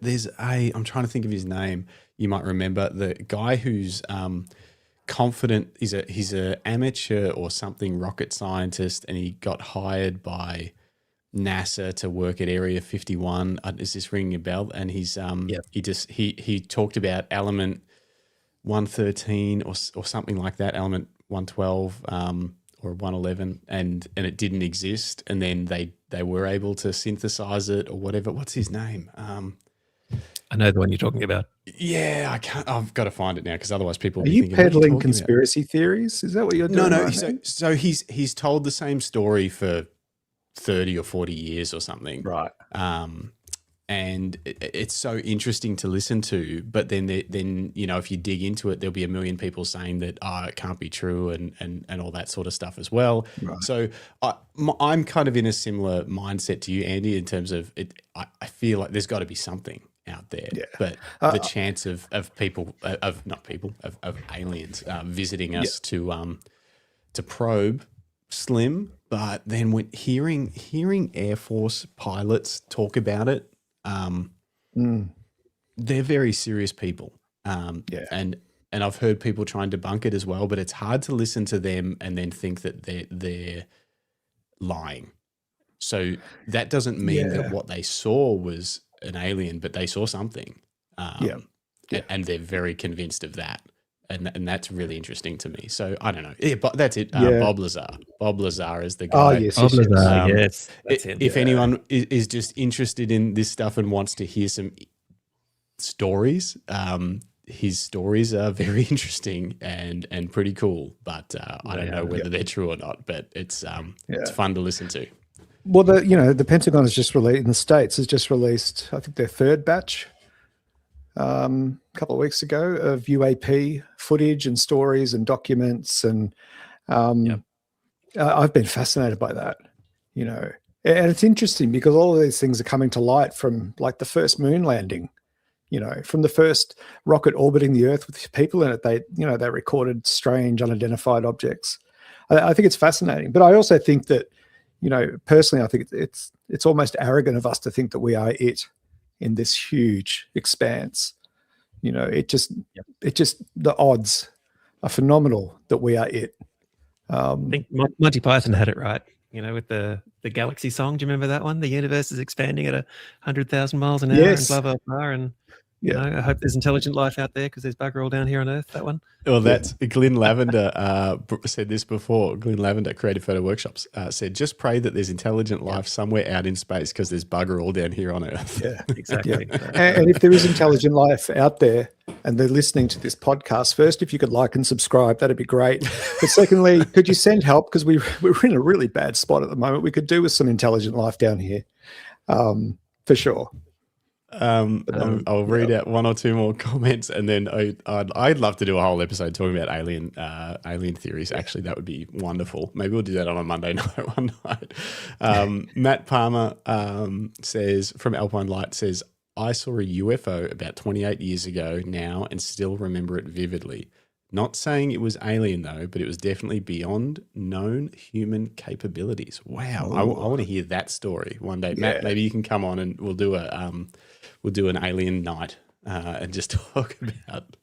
Maybe we'll go through all the photos because that is the one when I get all excited about it, and then someone says, "We've had a lot of really good phones with cameras in the hands of a lot of people for a long time now, and it's not much is being captured on anything that you can actually see, And I'm like, yeah, that's a good point. Why is everything always blurry and you can't quite see it? Okay. Can we jump over quickly to rocket launches? Can we talk about that for a second? Yes, please. Just absolutely. If you go to the homepage of the Andy's Astro there. Yeah, hang on. Let me get that out of this. Figure out how to navigate my computer. And then bring that up. And just scroll down to the little photo with the astronauts in it. There you go, from Apollo to Atlas, that one. Yep. So being a space nerd that I was, I had the opportunity. I was invited by a friend to go to Cape Canaveral and watch a couple of rocket launches. Oh, wow. And this was what we call a streak shot. So if you just scroll down, you'll get the picture of the craft that they were using. So Boeing and SpaceX have been in a race for some time to send astronauts to the International Space Station because it used to cost something like $25 million a person to send them up on a Russian Soyuz. So it's in the United States' interest to have their own happening. So this was the Boeing one. The launch was spectacular. It actually missed the space station due to a computer malfunction, but it was a good launch.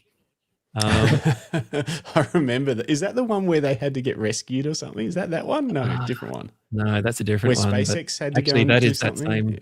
That's that same vehicle, believe it or not. So 7 years later, they still haven't quite got it right. Whereas this, whereas SpaceX are a little bit more advanced. But this statue is at Cape Kennedy of Armstrong, Aldrin, and Collins. I composited this together, so the streak shot is there with a picture of the moon and the astronauts. And I kind of thought it looked pretty cool because the light all kind of worked. But seeing rocket launches is amazing because they make a real big deal out of it. So Kennedy Space Center is a bit like Disneyland, the kind of space nerds. And as part of the entrance, you can attend a rocket launch if there's one on. And, you know, they've got astronauts on the PA, big countdown clock, you know, they've got everything sort of there. And you know, for this one, we had to be there at 2:00 in the morning because this was a dawn launch. And you get to the Space Center and, you know, there's this huge car park and there's people with lightsabers sort of directing you. And, you know, the cafe's open, the shops are open, everything's open. It's America, you know, spend money. And then they get down to the final bit and the countdown. And then you just see this glowing ball of light in the horizon. And it's like, wow, look at that. And there's no sound because you're 4 or 5 kilometers away. So the sound hasn't got to you yet. And then as the thing starts raising up, the sound starts coming through and it starts reverberating. And by the time it hits you full force, it's like the bass at a Kiss concert or something. It's like, oh my gosh, listen to that. You know, and the thing's roaring and sort of screaming into the sky. And I was lucky enough to see 2 of them, one during the day and one at night. Wow, what an opportunity. It was just mind-blowing, you know. Yeah. You can say what you like about our American friends, but what they do well, they do really, really, really well. And this is something they do really, really well. Absolutely mind-blowing. So if you ever get the chance, you know, go see a rocket launch because it's really cool. It does sound like an amazing thing, and being able to capture that stuff, like seeing some of the setups that people use, the accredited photographers that are allowed to set equipment up to capture some of the launches and stuff. We covered that with the last launch. Yeah, the Mars. Mars. Gosh, I'm getting ahead of myself. From the future, the moon, where they went around the moon, the SpaceX launch, or SpaceX NASA. That was a collaboration, wasn't it? That one was SpaceX NASA. Atlas. Artemis. Artemis. Yeah. Artemis. Sorry. Yeah. That was all NASA. That one. Yep. Oh, it was all NASA, was it? Yep. Right. That's cool. Yeah. The images that were captured were so cool of the rocket taking off. It's just the amount of power, and it's crazy. Very cool. I'm not sure how much time you guys have. I'm fine, but I wonder if we could briefly touch on the Astrophotography Prize competition. Yes, please. Definitely. Yeah, that was my next topic of conversation. So lovely segue there. We've got time because I would also love to look at some more of your images. Whether the NASA APOD images or something like that. But let's I'll bring that the one up on your. It's a separate website for that. Oh, okay. Hang on. If you go to the running sheet, if you've got it open, I'll find it. It should be just astrophotographyprize.com. Oh no, it's not. Sorry, boss. I got it. I'll find it. You guys start chatting about it. So you're a co-founder of this. Talk to us about what it is and why you saw a need for it to be set up. Sure. I have been entering photographic competitions since 1992 or something. And the one that the AIPP used to run, something called APA, was really cool because you'd have 5 judges and they would debate your image, and you'd basically sit back and listen to the merits or the pitfalls of what you'd entered. And it was very educational to hear the comments from the judges. But what I found when I got into the astrophotography was that if you entered a competition, you might be lucky enough to win it. You might get a second prize or something, but there'd be no feedback. There'd be no understanding of why your image was chosen or not chosen. And that's the case today, where the biggest one is the Royal Astrophotographer of the Year out of Greenwich Observatory, and they get 5,000 entries, and they have a large judging panel, and they've got some nice prizes, but you got no idea when you put your pictures in if they're going to be accepted or not accepted, or win or not win, and there's no feedback whatsoever. Same thing happens, pretty much with all these competitions. And I thought, well, coming out of the whole APA experience, being a judge, being a chairperson, my wife being chairman of jurors, and she set up something called the Australian Photographic Prize after the demise of the ARPP. I think Scott Portelli won that, didn't he? Yep. So yes, he did. Yeah. We talked about that and thought, well, maybe there's room there, an interest in astrophotography to have a category, if you like, for this sort of judging.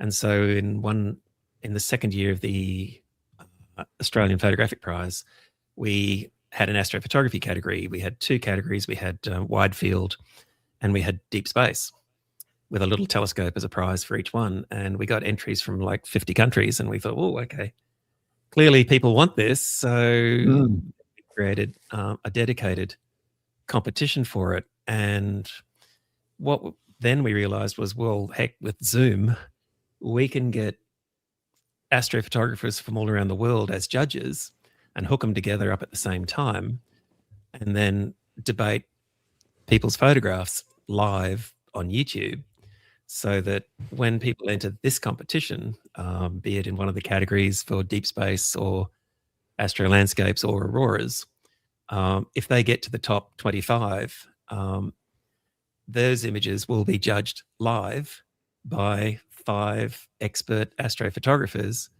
and they'll talk about those images. They'll give them a score out of 100. And if there's a discrepancy in the scoring, if someone's really high or someone's really low, then a debate will happen, and that's really cool. So suddenly, we're talking about, this photo, about why it's good or why it isn't.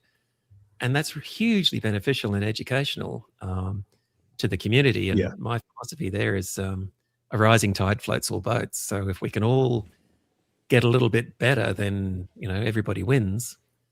And so having this debate process has been hugely popular, and it's unique because there's no other astrophotography competition in the world that does this.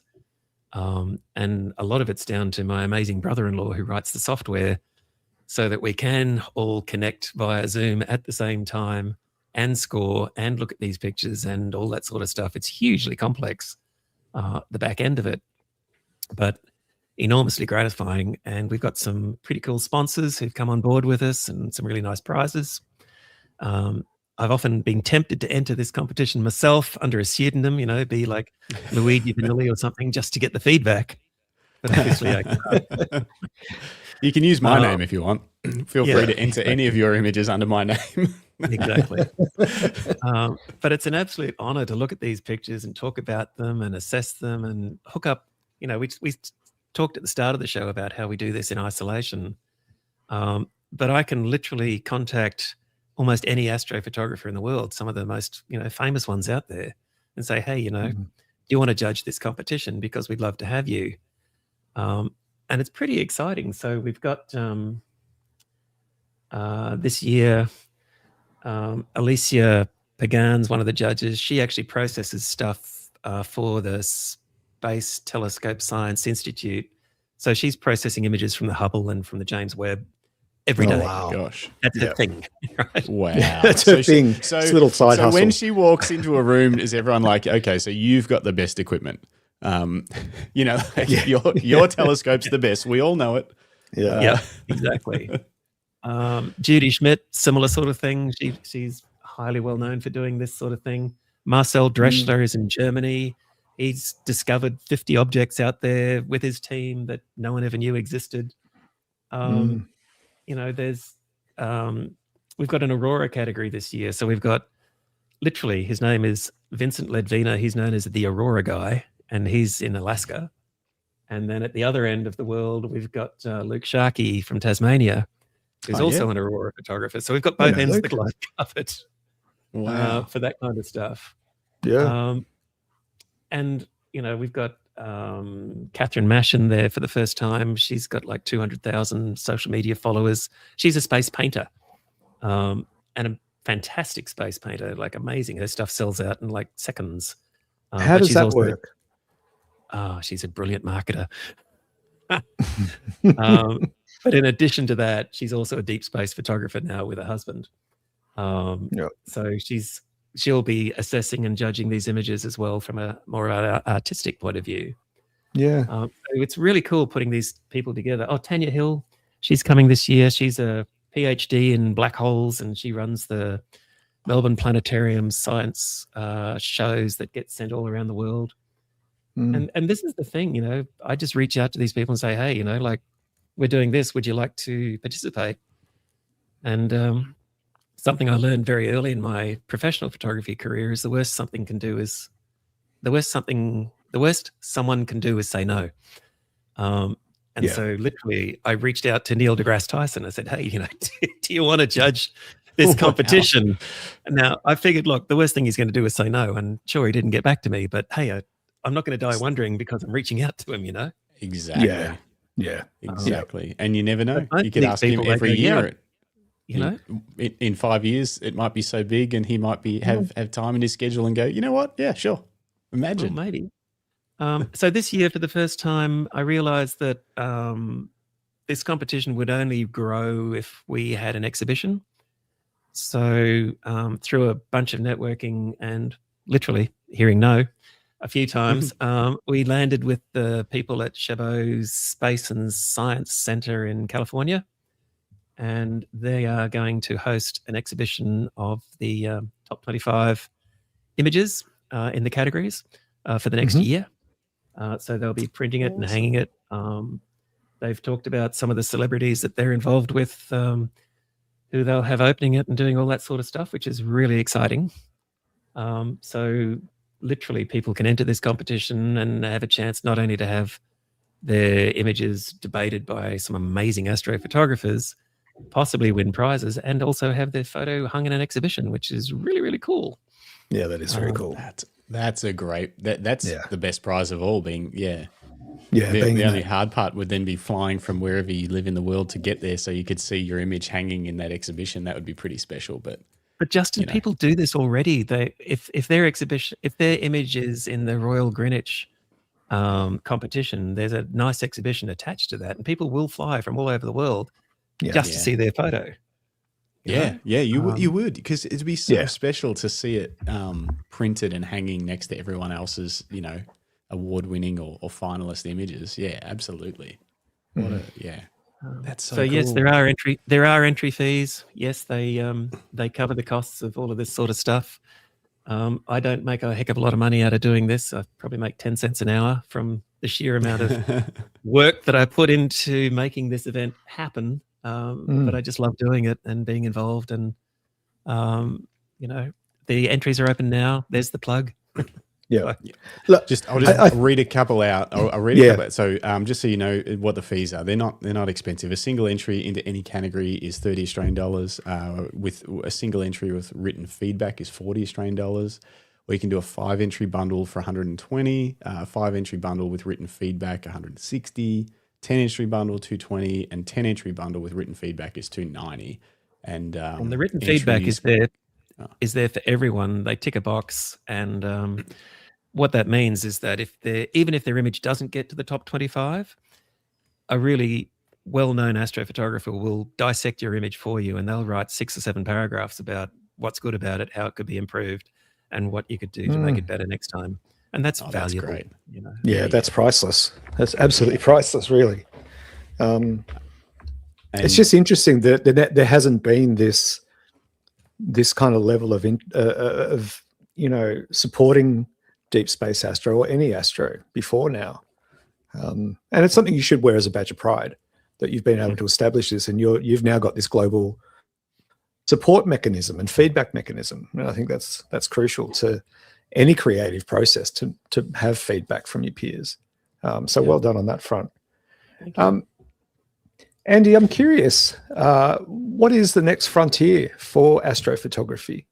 What's on the horizon? Are there murmurings and movements about new technology or new ways of approaching the craft?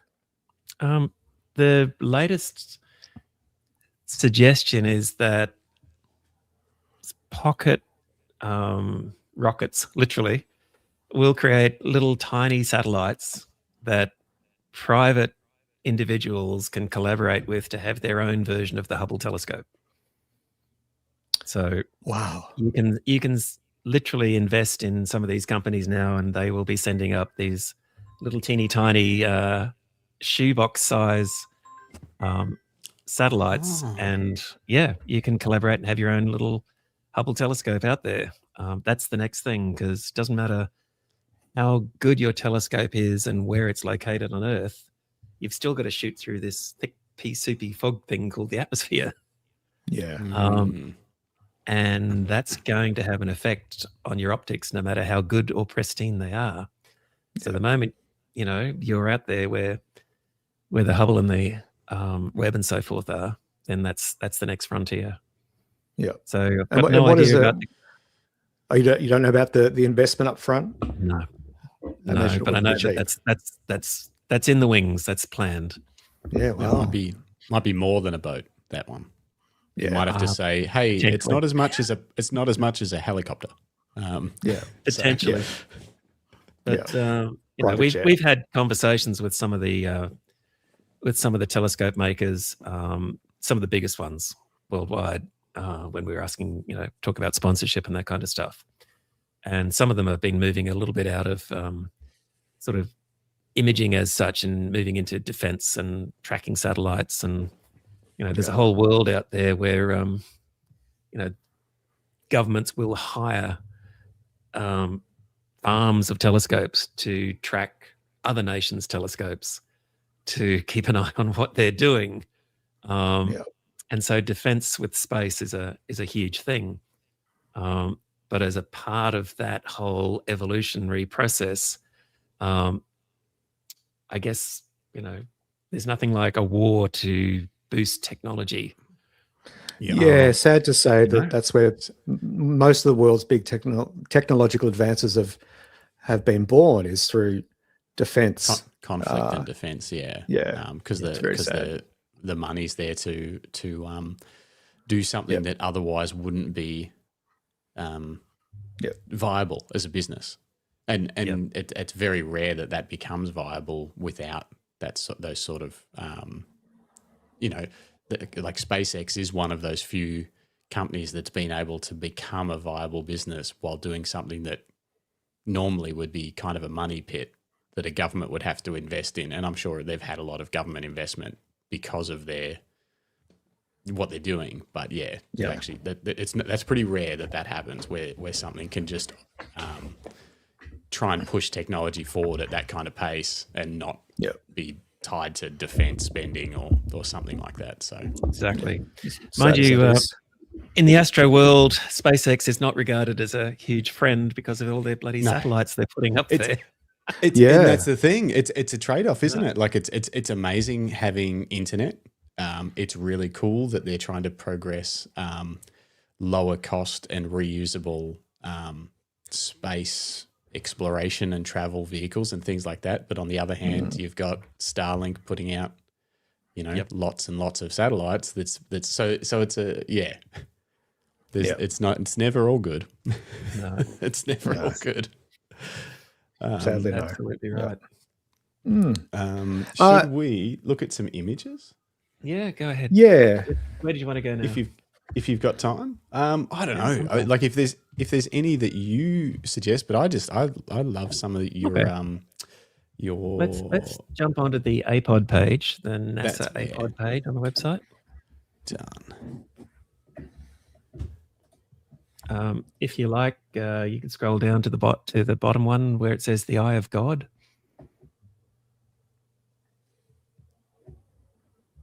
So what we're looking at here is the death of a star. So this is what they call loosely, weirdly, a planetary nebula. And so when a star gets to the end of its life, it's going to do one of two things, depending on the mass of the star. So if it's a high mass star, it'll basically collapse on itself and become so hot that it blows its stuff everywhere into what they call a supernova.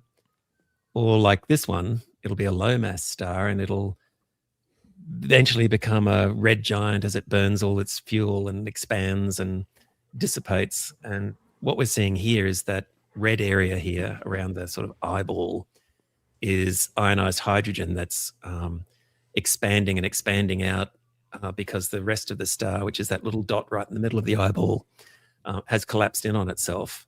And as it's collapsing in, it uses then the rest of its material, which burns even hotter, and that's the ionized oxygen, which is why it's blue.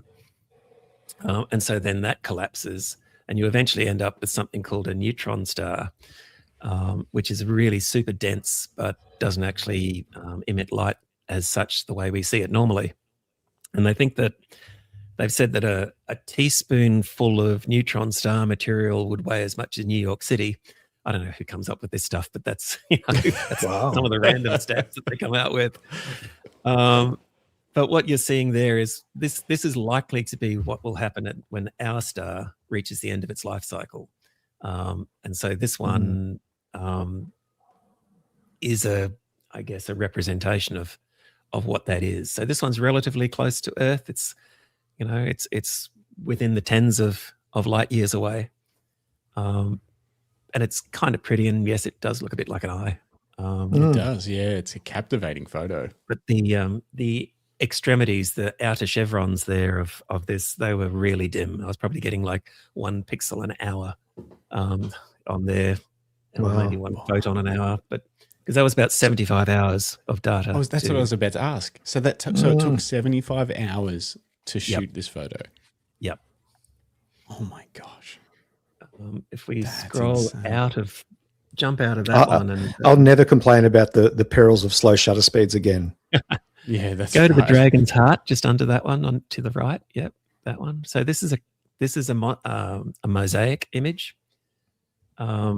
So we talked about stars exploding. So this is the remnants of a supernova. So way in the middle of that is a little bit left over of the star itself.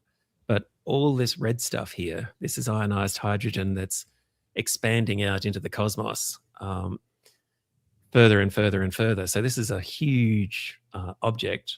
It's so big that even with my little telescope that's got quite a wide field of view, I'd had to shoot this in 6 panels. So this object took me 6 months to shoot. Right? Literally, it was 6 months to take 1 photo and assemble it. Wow. And it was the first color photo that had ever been taken of this thing. And NASA published it as an APOD for that reason. And I remember when I had it kind of processed and ready, I remember showing it to my son and said, what does that look like to you? And he said, he'd just been watching like How to Train Your Dragon or something. He said, it looks like a dragon's heart, Daddy. And so it loosely became known as the dragon's heart.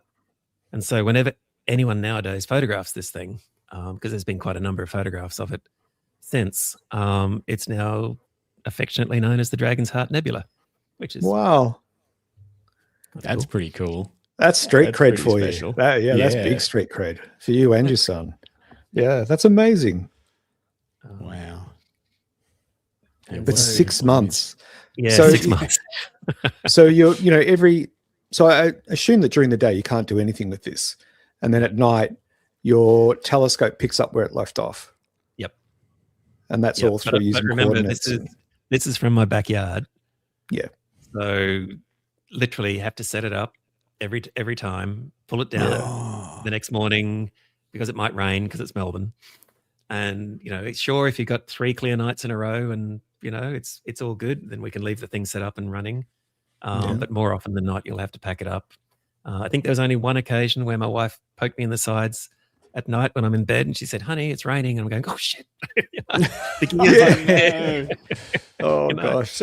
So with you talk about obviously the darker the sky, the better for this sort of stuff. People trek all over the world and stuff to find the darker skies to do this deep space astro. But you were able, like from your backyard, I assume it wasn't super dark, like you certainly couldn't shoot from your backyard like a decent aurora or Milky Way photo.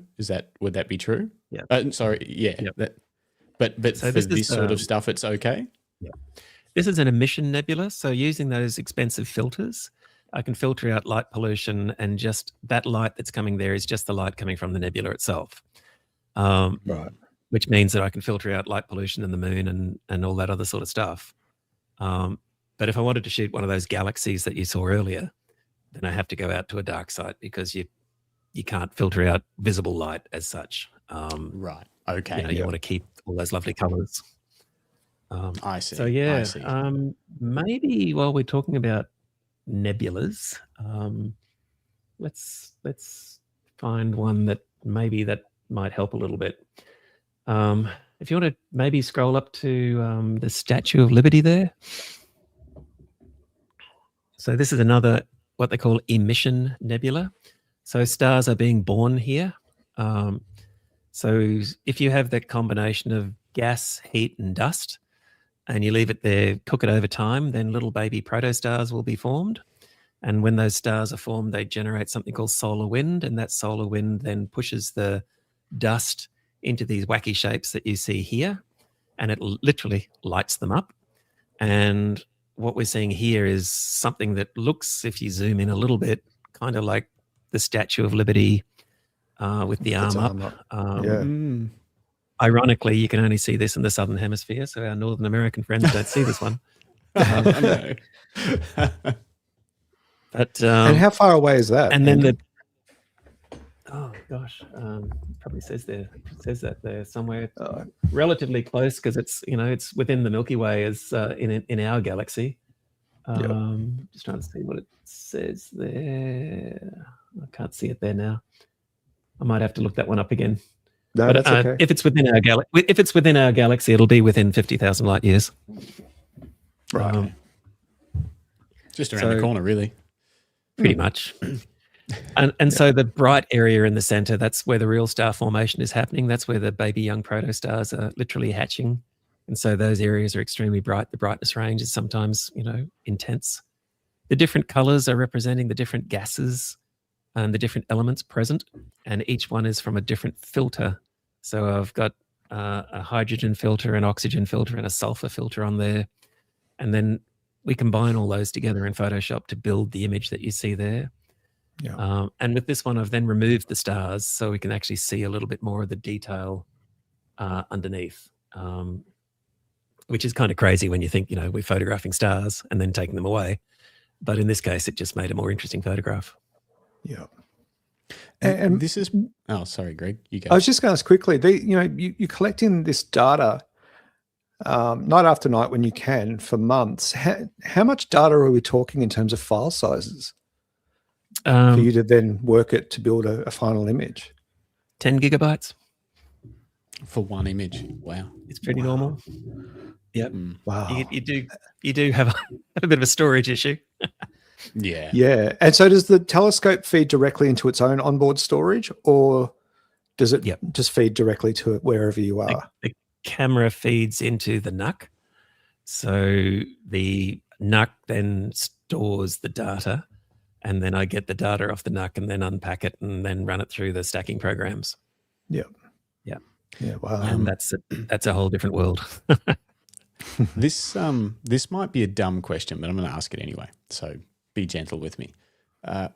The colors in these images, obviously you're using filters, and I know the only little bit I know about using filters for different things is more to do with like infrared filters and things like that, and how it can change like the what color we're seeing, and you have to do channel swaps and things like that. Like, are you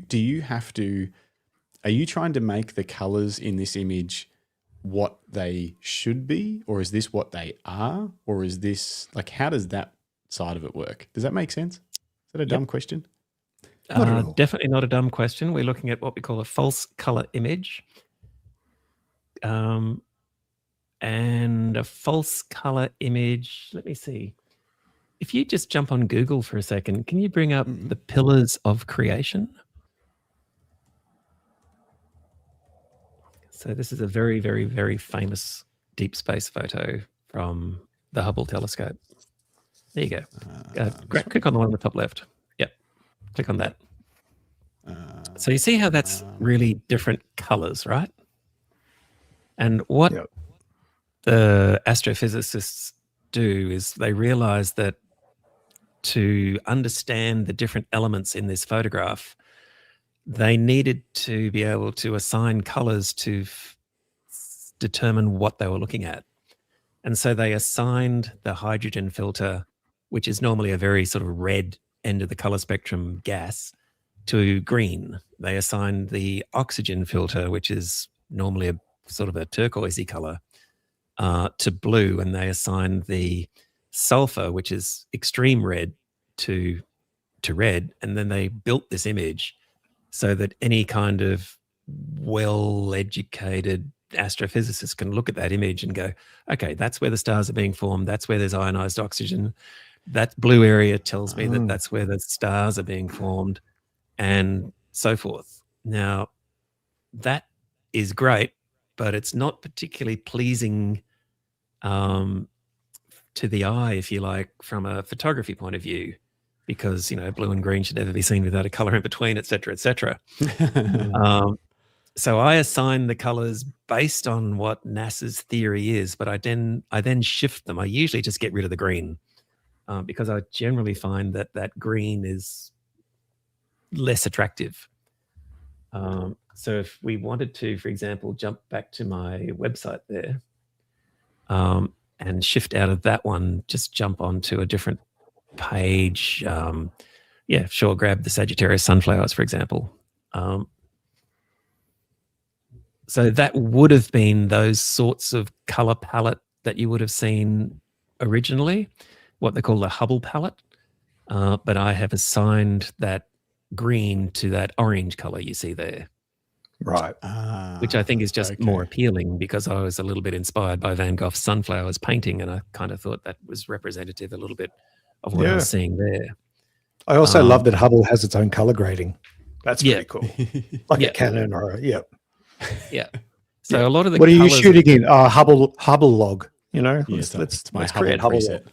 Yeah. So these, what they call narrowband images, which is literally these narrow bands of light that are emitted by a nebula, which are filtered heavily just to show the emissions of that nebula. They're what we call false color images, because they're not true to what you would see if you were in the Starship Enterprise flying through that and looking out the window. Right. So what would they look like if we were in the Starship Enterprise flying past, looking out the window? Do you know, or is it? If our eyes were sensitive enough to determine the color, they would be very red, slightly less red, and turquoise. Okay. Right. Which would not be that helpful for a space scientist to be able to differentiate between the two reds, for example. But ultimately, our eyes are made of rods and cones, as you know. The rods detect light, the cones detect color. The cones are not as sensitive, which is why when we look up at night and we see the stars, we don't really see the color. Yeah. But when we leave a time exposure on a camera for a long time, be it an aurora or a nebula, we're going to see some color there, because the camera sensor will be able to pick it up over the period of time to compensate for the lack of sensitivity of our eyes. Wow. Sorry. No, it's it's mind blowing. Yeah, there's so much to it. There's so much to it. Yeah. It all gets very geeky very fast. Yeah, it's quite amazing. It's wonderful. Though.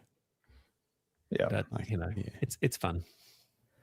Well, you've got an amazing attitude towards it, Andy. And I think what's most compelling about your images is just the depth of it draws you in to question what our place is. And I hate to sound like a broken record on that, but it really makes you question, our place in this whole big scheme of things. Yep. I think it's fascinating, and as we develop, I imagine that as we develop telescope technology, we're only going to get deeper and deeper and deeper looks into the into the universe. And is that where science is heading? Is it always trying to advance that ability to see further? Seems that way. Does seem that way, doesn't it? And whether we're looking at inner space or outer space, I think they're just as fascinating. And obviously, people are always going to ask themselves questions. Yeah. And as technology develops, we can answer some of them, or in fact, create more questions. Yeah. Yep. No, it's absolutely phenomenal. So yeah, it's, wonderful. It's out there. Indeed. Are you working on anything at the moment? Are you like 3 months into an image or something right now? We're a little bit beset by Melbourne's winter at the moment. Clear nights are rare and hard to come by at present, even up in the remote area where my telescope is. It's affected a little bit by the current weather. So I think we're kind of at a bit of a crossroads at the moment. So we're waiting. I could show you a couple of other images, but they're a little bit. I can't really say too much until they announce things, because I got a phone call the other day that I should make my way to Parkes for the David Malin Awards. So who knows? Oh, wow. That's cool. Wow. Who knows what they've got cooking up there? But I was going to say, is that when they make those phone calls? Because we've heard, who did we hear about that from? Andrew Ravenko that did the Rocket Girl series. Rocket Girl series during COVID. And he got this phone call to be like, hey, we just think you should come along for the night or whatever. And he's like, it's halfway around what were the awards, Greg? Do you remember? They're halfway around the world in it was Europe. It was in Europe. No, I can't remember off the top. It was like the Vienna Awards or something. The Vienna Awards. And they're like, we can't tell you why, but we just think you should make the trip. Yeah. And bring your daughter as well and your wife. And and he's won this amazing prize for this series. Fantastic. But he said cool. they wouldn't. He was like trying to probe him. He's like, this is going to cost a lot of money to go there. Are you just inviting everyone that submitted to try and get to fill the room up, or like what's that? Just to try and they're like, we can't comment on anything like that. And he's like, oh gosh, I don't know what to do. Anyway, it's a tough that's situation, exciting, isn't it? Yeah. Because Parkes is an 8-hour drive from here, so yeah. It's worth going though if you've not been there before. To go to they had a celebration of the 50 years of the moon landing at Parkes, and I went and saw the movie The Dish at the Dish, which was great. Oh, that's cool. Oh wow! That's Did they project cool. it onto the dish, or was it? Yeah. It's neat. Really? Yeah. Oh, it's what? What a great way to honor that. And they had tours and stuff as well, and some moon scientists and all that jazz. So it was it's everyone should go and see the Dish at some point in their life. Worth a visit. Is it still a working site? Like, is the rest of the site still? Radio. Yeah. So they're doing a lot of stuff currently with tracking the Artemis and that kind of thing, because Australia plays a pretty big role in all of this stuff. If you saw the movie The Dish, then you know what the Dish was doing at the time to transmit the signal from the moon, and because most of NASA's assets are in the northern hemisphere, they rely on tracking stations like ours in the southern hemisphere to track their vehicles and assets in space. Pretty interesting stuff. I'll have to make a trip there one day. I think I haven't been, so that's very cool. Yeah, I've been. I didn't stop. We drove through it on the way to somewhere, probably to Canberra or something when I was a kid. But I vaguely remember seeing them in the distance.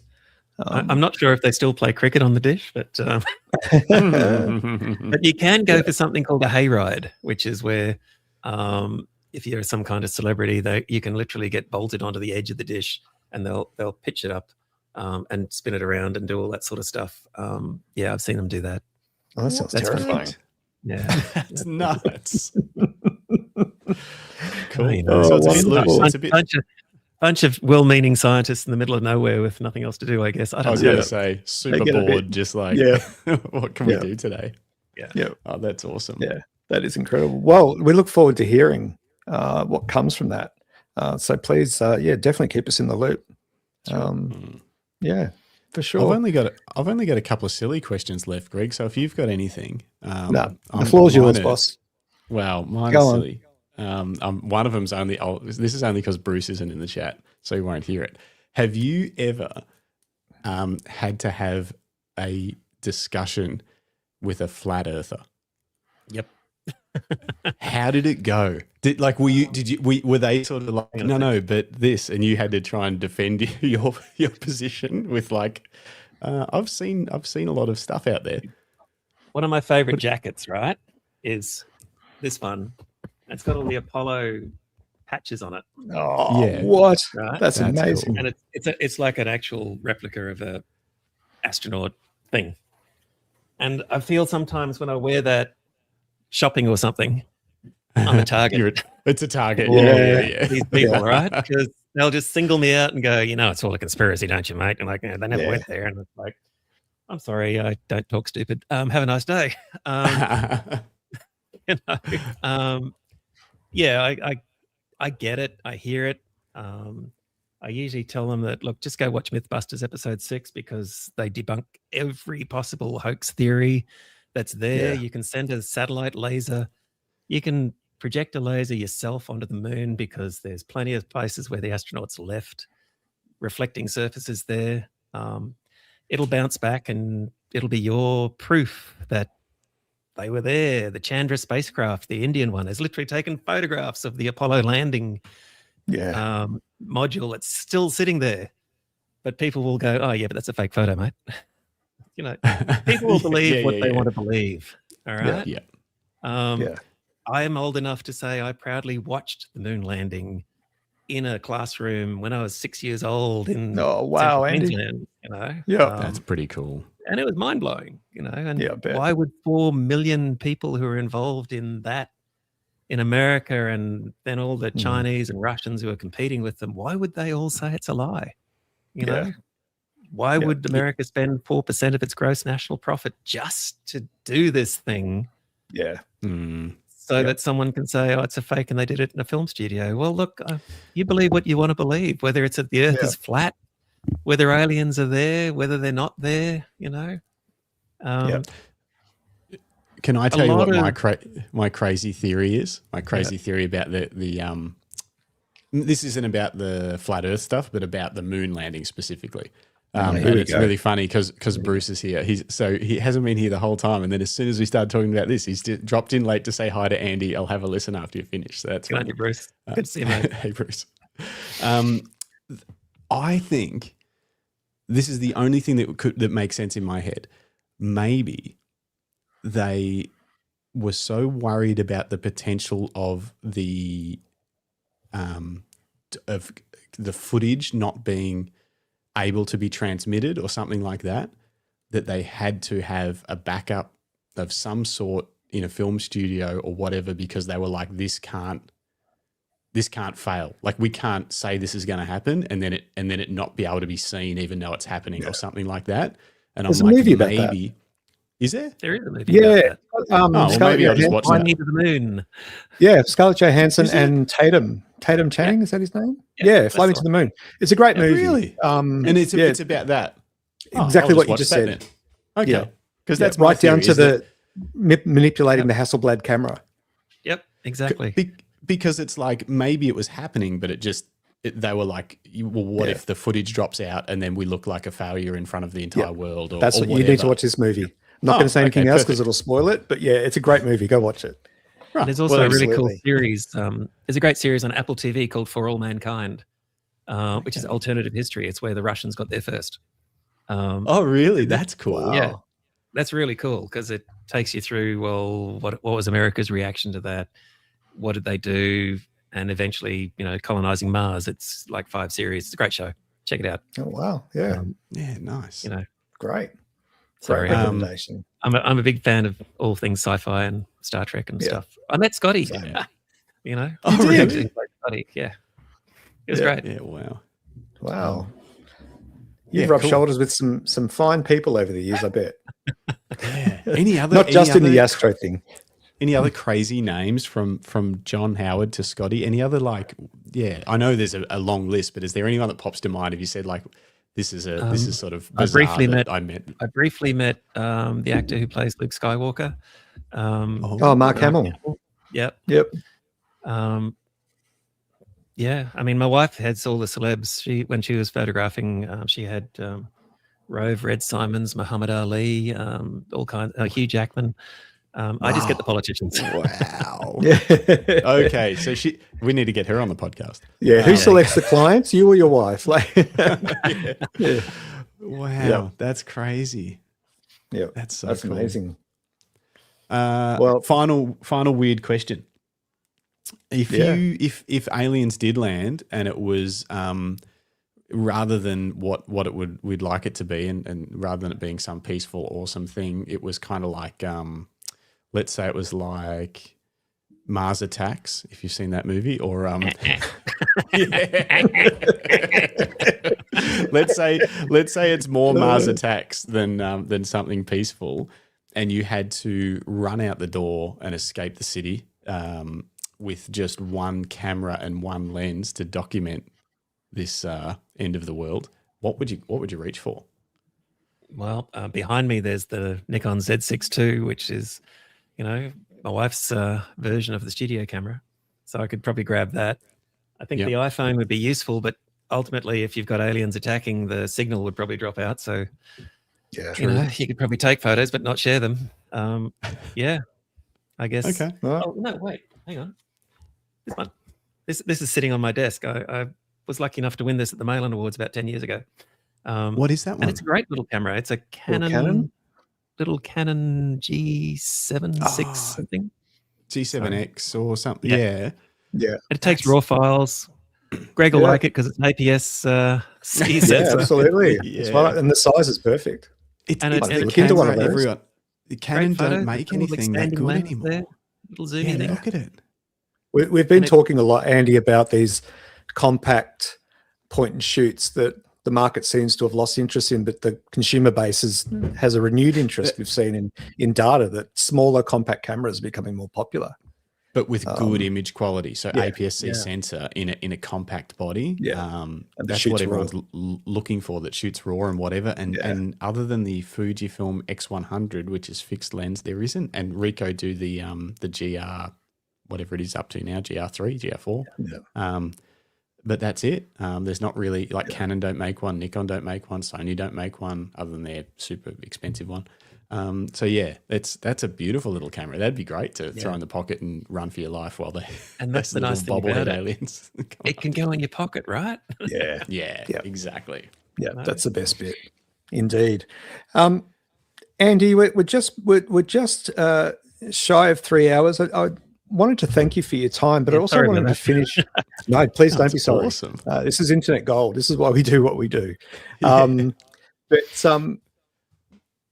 Putting aside genre, is there a photographer, given that you've just had a camera life experience with us, is there a photographer you'd recommend for us to talk to? Ooh, that's a good question for you. Does it have to be Australian? No. Anyone. I reckon you could do worse than to talk to my old pal Mike Owen in the UK. Mike Owen? Was Mike, M-I-K-E, Owen. Yeah. Yep. He was the chap who took me on under his wing all those years ago, and I think he's still artist in residence at Cambridge College or something like that from memory. I'm sure he would have a lot of fascinating stories about, photographing super famous people from that era. That would be all right. That would be perhaps worthwhile having a chat. Drop my Mike name. Owen, UK artist in residence in Cambridge. Yeah. There you go. All right. We'll have a look. Thank you very much for that recommendation. He's an absolutely lovely fellow. Joan Collins. Like this website's pretty crazy. I know, right? Gosh. Yeah. Wow. Okay, that would be cool. Yeah, we'll see how we go. Oh dear. I'm not sure who else you've had on board. I saw you mentioned Matt from the Alpine Gallery before, so I'm sure Matt and Mika would be worthwhile having a chat too if you haven't spoken to them. Oh, we have. We've already had them. They're probably Matt's been on a few times, I think. Yeah, Oh, Matt's cool. been on a couple of times. Yeah. He's been great. But yeah, Luke Sharkey's been on, and lots of people. But we're always just trying to find more and more. All the cool kids. All the cool kids. Yeah, exactly. Now you're one of the cool kids. Yeah, welcome to the club. Debbie Lena Hassett has a question. Does Andy have a Facebook page or just an Instagram? Yep. Andy's Astro Pics on Facebook. Yep. Andy's Astro Pics. Go and give it a follow and say him on everywhere else. And yeah, the website's got tons of cool stuff on it. It looks like you can buy wall art. There's mentoring. Does anyone do workshops for this kind of stuff, or is it too hard because the gear is so expensive and you wouldn't be able to sort of have more than one person using a bit of gear for the whole night?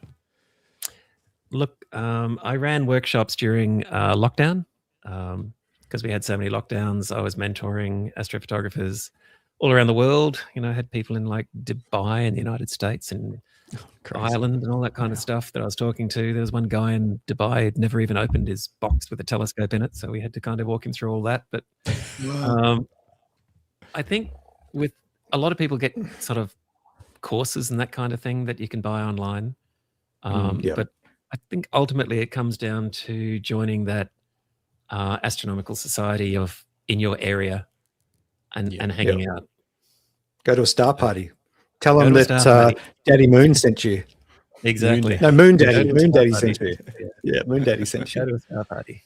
Yeah. Wow. Okay. So that's the best way. Yeah. No one's sort of running a getaway where you can spend 3 nights with, telescopes and stuff like that you pay. I did read about I can't remember where it is now. There was a resort where you could rent a suite, but it also has an observatory, and you can go and play with the telescope and all that kind of stuff. So I think just Google that and you'll probably find it.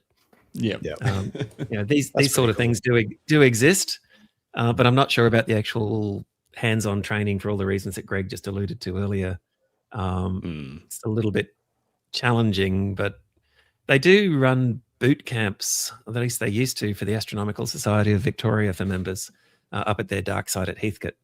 And that was literally where they, you'd have a classroom during the day. This is what you're going to do. And then at night, bring out your gear and put it together. And this is how you run it, sort of thing. I think, not sure if they're still doing that, but it was pretty groundbreaking at the time. Yep. Nice. I think that's great advice.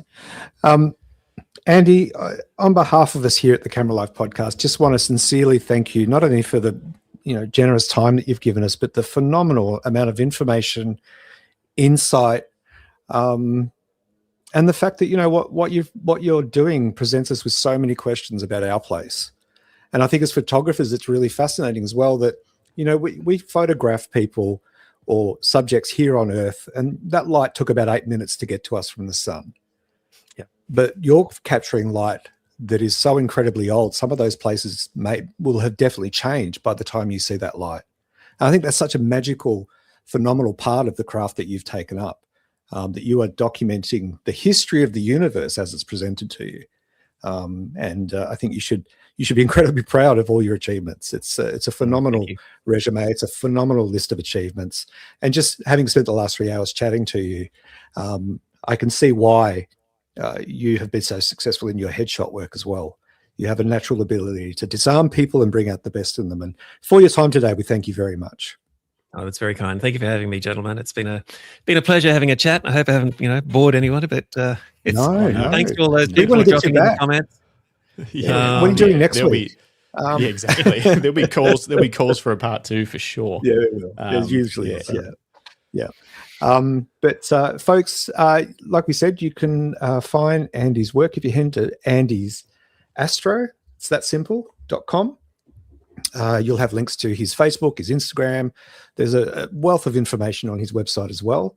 And then obviously the Melbourne's, just get this right, headshots.com.au will take you to the Melbourne Headshot Company. And those two things seem poles apart, but well done you for mastering both. Stars by day and stars by night, mate. Oh, yeah. nice. Moon Daddy's got a Nice. phrase. Yeah. All right, Love we better roll the music on that one. Doesn't get much Yeah. better than that. Doesn't. I'm going to read out some of these comments. Debbie Blennerhassett says, awesome conversation. I just love Andy's photos. I'll have to get there and do some astro. Need more training. Phil Thompson says, thanks guys for a great show. Listening to Andy has been fascinating and inspiring. See you Monday night. Matt Palmer says, Andy is a lot cooler than I am. David Leperati says, thanks for the chat, everyone. Missed most of it and we'll catch up later. Good to see you again, David. Keen to show some images on Monday night from you again. Everyone's been missing them. Greg Stubbings, love the chat, blokes. Fantastic podcast, Andy, Greg, and Justin. Thanks, Philip mate. Johnson says, fascinating chat. Thanks, Justin, Greg, and special thanks to Andy. Bruce Moyle says, for all mankind is great. Need to watch the new one from Russia's point of view. And he says, thanks, guys, even if I only saw the last 10 minutes. Thanks for dropping in, Bruce. Thanks, everyone that dropped in. I saw Lisa Leach somewhere. Thanks, Roland was in the chat. Who else was in the chat? Brian, Maxwell Carr. Yep. Everybody. Dennis. Glenn was here for a bit. Dennis was here for a bit. Lucinda was here for a bit. Everyone. You're all awesome. Yep. And Thanks, guys. we'll catch you guys on the next one. Yeah. Bye, everyone.